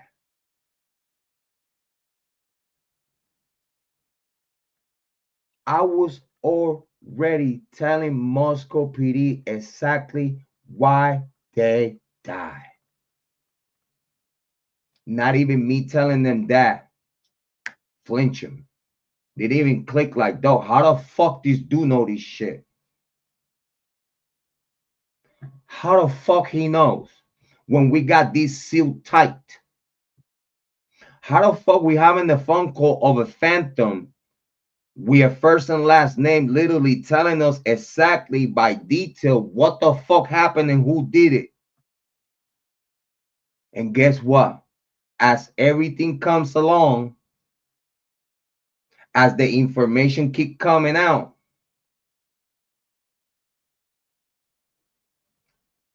the information is proving me right. So now you tell me how that's gonna happen if I don't do my homework. Oh, I'm guessing. I'm that fucking good, I guess, right? I just guess it, right? Chi-ching. Right? I'm guessing shit for me to call Moscow PD and tell them exactly what the fuck is going on. Literally just to freak them the fuck out.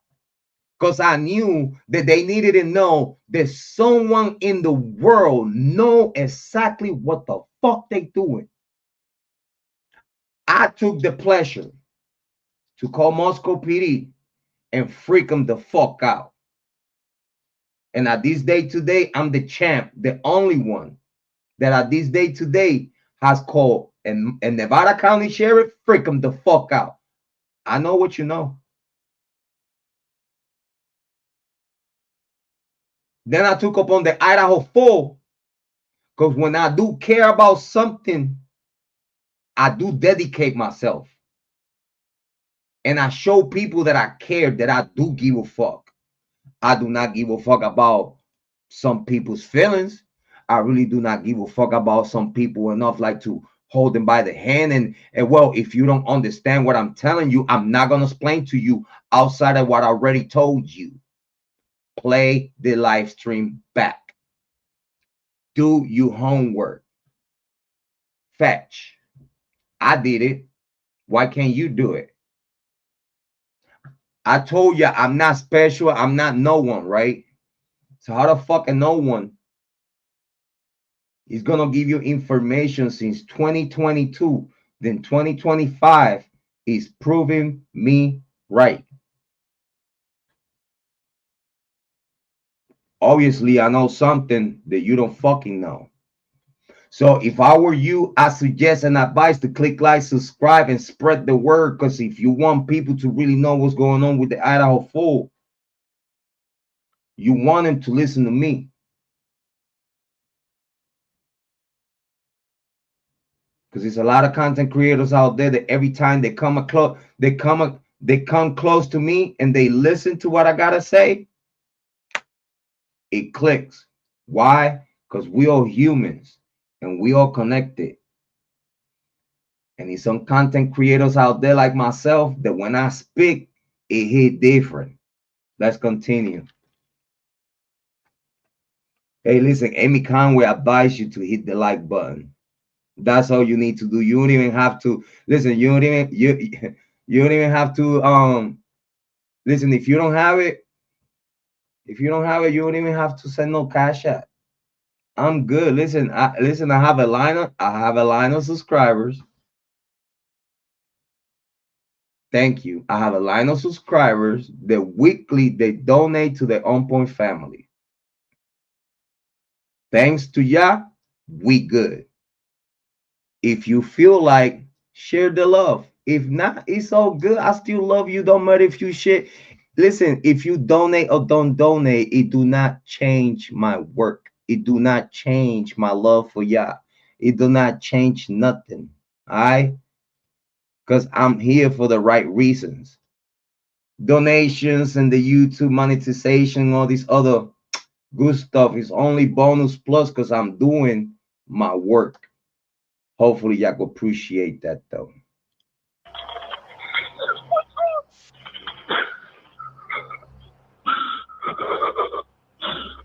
Okay, it's a pass out roommate. And you're like you walking, like you motherfucking walking in a horror house. Which you are.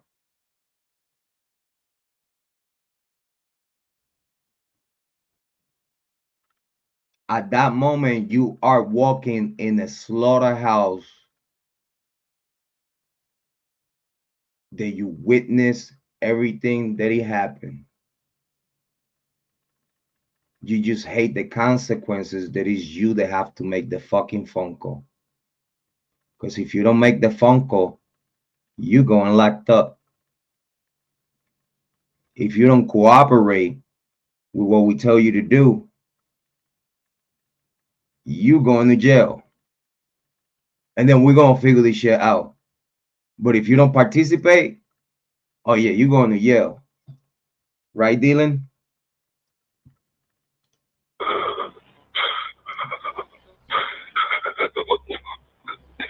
It's a pass out roommate, and this person on the phone is acting accordingly to looking at bodies dismantled.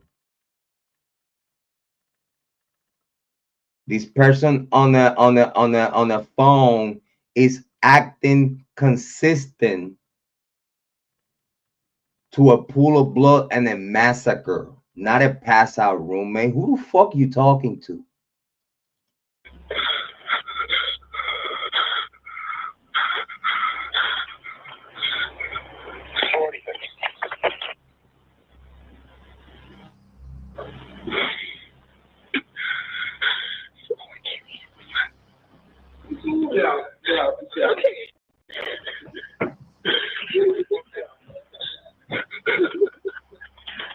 Okay, it's a pass out roommate. You have you breathing like you need an asthma pump and shit. Yeah. That's a pass out roommate, you fucking idiot. For whoever the fuck that listen to these fucking tape. Whoever the fuck that listen to these to these 911 call. Is you fucking serious when you say that Bryan Kohberger is guilty? Is you fucking serious, or you just making the play because he's the popular opinion of some stupid motherfuckers? The 911 call tell you more than you could even imagine, because he's a pass out roommate, right? You could hear people gagging and shit.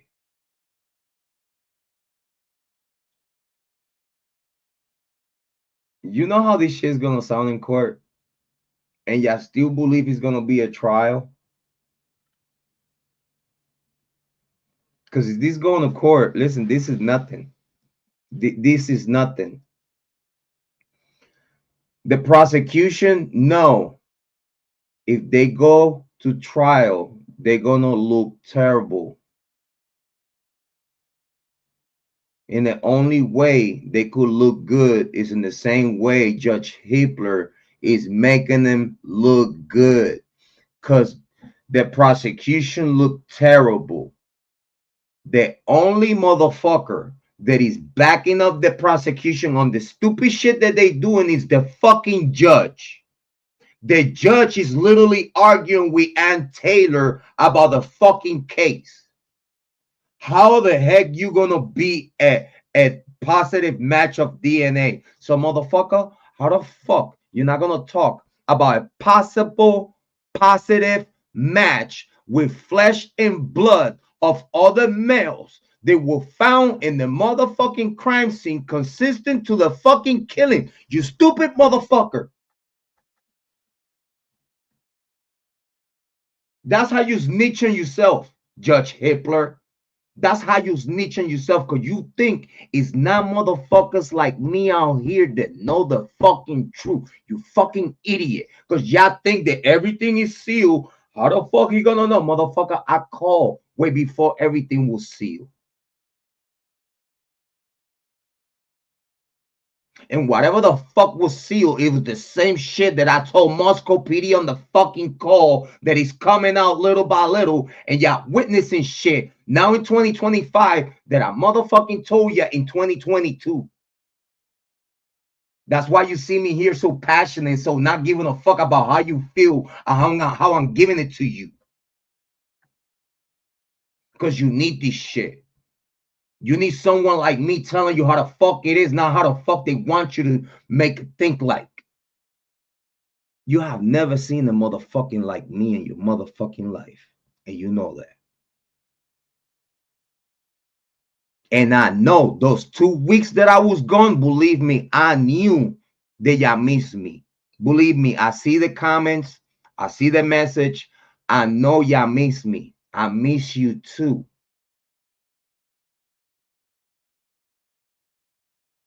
But for me to be here, I got to take care of myself too.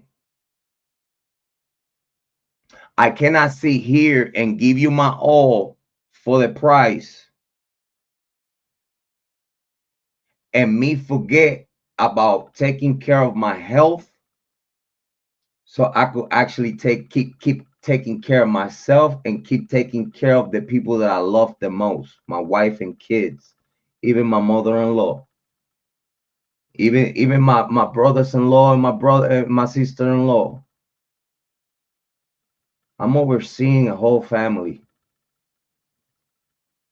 Yeah, important in my life as members, subscribers, and moderators. And I love you for that.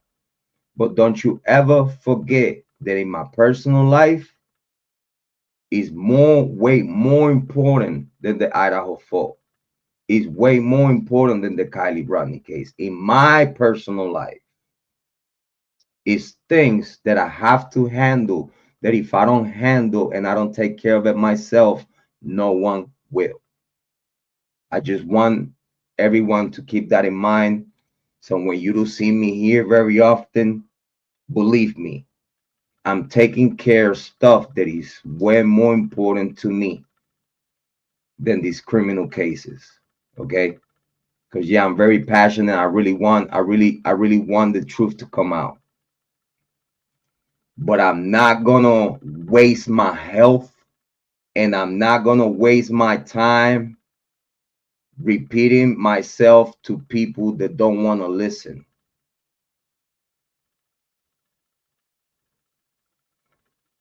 I hope y'all know how happy y'all make me with all the love that y'all been giving to the classics of this channel. The 2022 content, the 2023 content, the 2024 content. Y'all know we're running behind because past terminations and I'm still, after a year and a half, I'm still building this channel like it was like the other channel was supposed to be. I lost all the content from that first terminated channel, all the Kiely Rodni content, thousands and thousands of views, hard work and homework, majority loss. But I appreciate that whatever we have rescued and we bring to the channel, even though it's content that is from 2022, 2023, 2024, I appreciate the love that y'all been giving to that content, because I know the stuff that I was talking to you about back then, it worth more now. And it's history in true crime in the making every time I speak. So I do appreciate all the love that y'all been giving to the old content. That really means a lot to me. And I thank you for the rewatch, and I thank you for the patience, because it's a lot of content that y'all still probably forgot and how y'all haven't seen. Is a lot of content that is gonna come out. Okay, we have the content. It hit different. Okay, and how old is she? It's like Amy Conway said, there is no name. Who I'm talking to? What's your name? Give me you first. Give me you last. Who I'm talking to? Identifying yourself. 20. 20, you said? Yes, 20 here. Okay. Hello? You see that male voice? That male voice at this day today, ain't no one know. People say, yeah, that was Hunter. Shut the fuck up.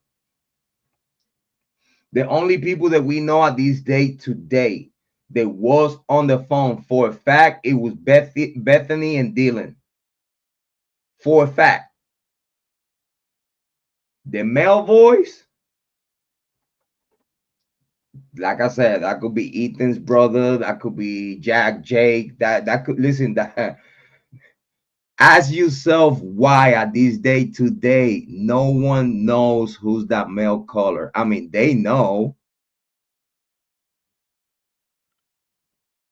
I don't know. I don't know. And if I know, listen, it's certain things that I cannot speak at the moment. But no one knows who's that male was. Up to this day today, is still redacted. Hello? Okay, I need someone to stop passing the phone around because I've talked to 4 different people. Okay, sorry. She said she know for a fact that she has spoke with 4 different people already. Just gave me the phone. Is she breathing? Hello? Is she breathing? No. Okay. So that boy,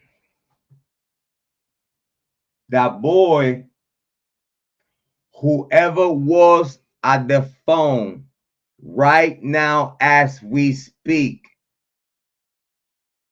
when he told the 911 operator that they not breathing, he's witnessing a crime scene. He's witnessing a slaughterhouse that he's not reporting to the 911 operator as we speak. He's guilty as charged. You witnessing a pool of blood as we speak right now. The girls with the were on the phone witnessed such a mess in Santa's room that they didn't even want to talk to the operator because they were gagging. They needed to get the fuck out the house, and they passed the phone to the male inside of the house. The male was inside of the house way before the cops got there.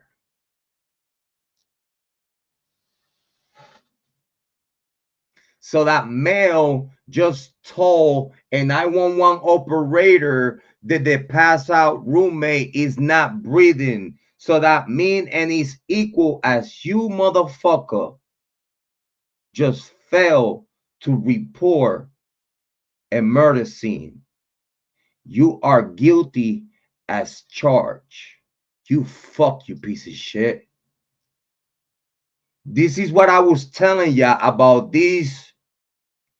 This is what I was telling ya about these very smart, stupid people.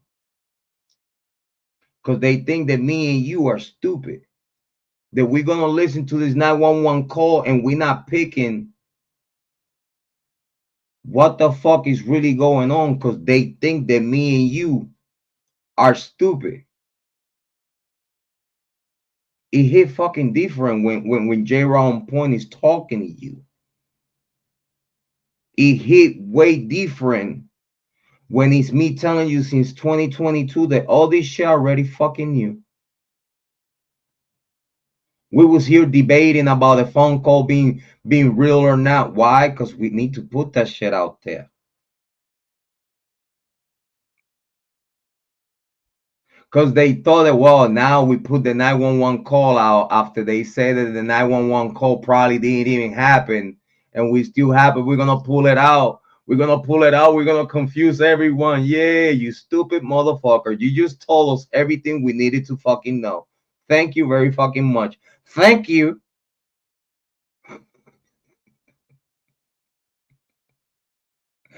Thank you. Stupid motherfuckers. This is the same presidents of a fucking university. This is a motherfucking Bill Thompson. This is a motherfucking Chief Fry. This is a motherfucking Brett Payne. This is a motherfucking FBI thinking that me and you are fucking stupid. You son of a bitches. Y'all all need to go to prison. Y'all all need to go to prison. Y'all kidnapped Bryan Kohberger. Y'all kidnapped Bryan Kohberger with false pretenses and fucking false arrest. You kidnap a human being, an innocent human being, saying that you have DNA that you don't have when you have DNA of the real fucking killers. You stupid son of a bitch.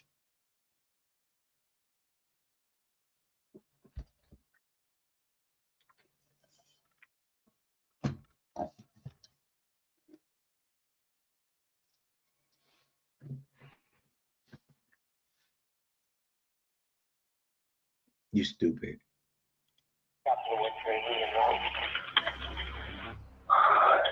Bethany, Dylan needs you to talk to them, okay? I can't talk to them. They need you to talk to them. Okay. Hello. So this is Bethany on the phone. Confirmed. The voice that I told you in the beginning, it was Bethany. Confirmed. Okay. I have already sent the ambulance and law enforcement. Stay on the line. If there is a defibrillator available, send someone to get it now and tell me when you have. So she just called. She just sent the call now, right? How the fuck 5 seconds later is a defibrillator and now you're talking with the cops with no fucking sirens, you piece of shit? Because you know, if we could hear people gagging all over the phone, if we could hear people freaking out and gagging over the phone, we would have heard the sirens popping up. We would have heard EMT getting there way before the cops did, because there's no reason for the fucking cops to be there, you fucking idiot. Ha ha. You dumb. I'm smart. Nya, nya, nya, nya, nya, nya. I gotta get ignorant. I gotta get ignorant because all you motherfuckers. I wish y'all knew how I feel every time I listen to the stupid shit that it come out of you pussy ass mouth. I wish you knew how I feel. It's like stupid motherfucker. Stupid motherfucker. Whatever Eureka moment with 20,000 plus views and all these other stupid shit that you put on your and your stupid channel.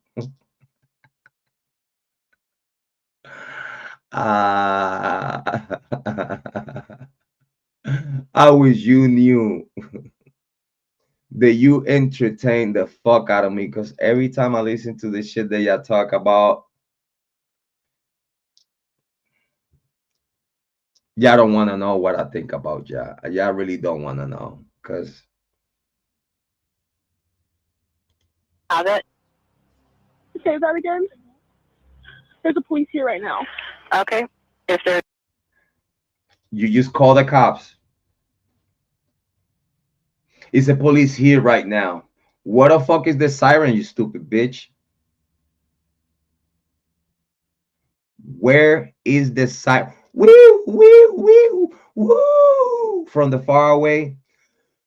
If you could hear people gagging like I heard, you would have heard cops pulling up. Because he said, pass out roommate. For a pass out roommate, you wheel all the way there. Because you don't have to do a tactical entry, which I know very well, tactical entries, you enter the area with no sirens and you park your vehicles a block away from the tactical spot. This is a pass out roommate, you stupid motherfucker. And the cops are there with no sirens already. That confirmed to me that the cops and staff of the University of Idaho was already there handling the scene way before the fucking call. They just forced Bethany and Dylan and whoever boy was in there. Well, if y'all don't want to go to prison, y'all better cooperate. Y'all make this motherfucking call. You're going to say what I'm telling you to say. Don't worry, that the 911 call operator already know what's going on. All right, so she take care of that. All right. a defibrillator available, send someone to get it now and tell me when you have it. We don't have one. I think yes. Do you have a defibrillator? And the same cop, the cop walkie-talkie, you hear it coming from the phone of whoever is calling. It's not, you don't hear the operator talking to no one on the fucking radio. Oh my God, are you serious? Is y'all listening to the same shit that I'm listening to? The same walkie-talkie radio that you heard before the cops, before they said the cops are there? She haven't even said, oh yeah, we have a defibrillator. Yes, we have one. So are you talking to the officer? Yes.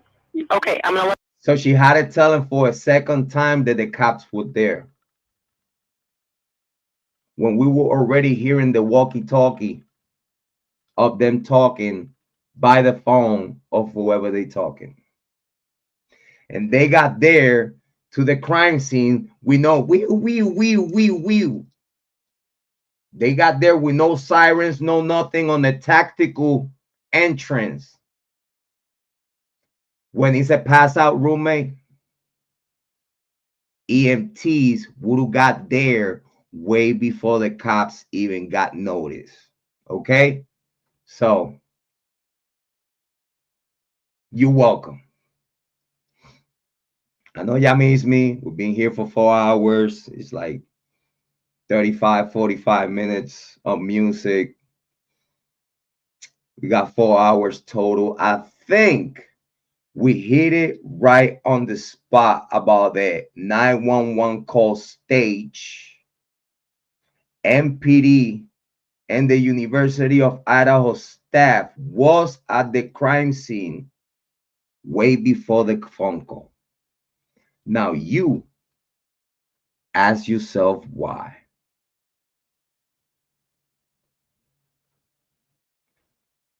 Believe in yourself, because I believe in you. If I did it, you could do it too. I ain't nothing special. I believe that you're gonna take the best decisions in your life for yourself and for everyone around you.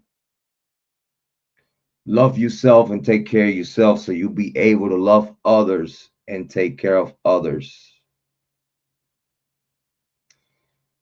Thank you for your patience. Thank you, Amy Conway. Thank you, Rasta. Thank you, Cindy, Kathleen, Joanne, Kane the Purge, Heather Fitzgerald. These great and beautiful people that like to come here, spend time with me, and have conversations about tough topics that other people don't even dare to talk about because they don't fucking know. Again, it's $1,000 for me to be on your show. I only work for free with my people. Kane, Speakman Holden,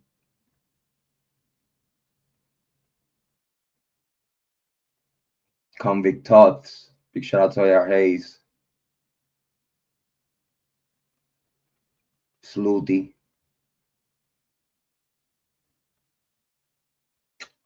But if you want to be in the same screen with me,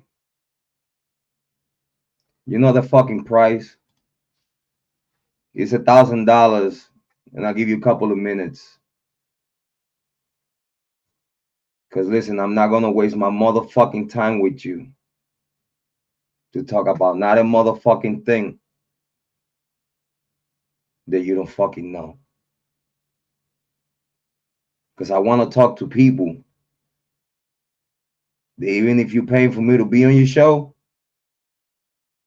you better be on your ball game. Because I might make you look stupid in your own show if you say the wrong thing.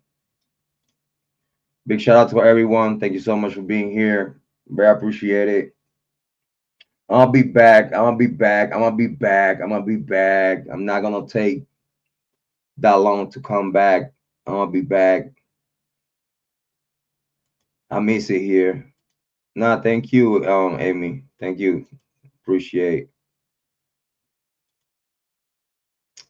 So I'm going to leave you with your favorite song. My favorite song, You So Sexy. Because again, y'all all so sexy. Have a good day, everyone. Keep watching the content. Keep coming back to me. Because I'm here for ya. Hit the Cash App, hit the like, subscribe, share the content. And as always, your brother from another mother. Your mother's favorite son. The black sheep. Don't hate me, love me because I'm cute. And I'm very fucking smart. Have a good day.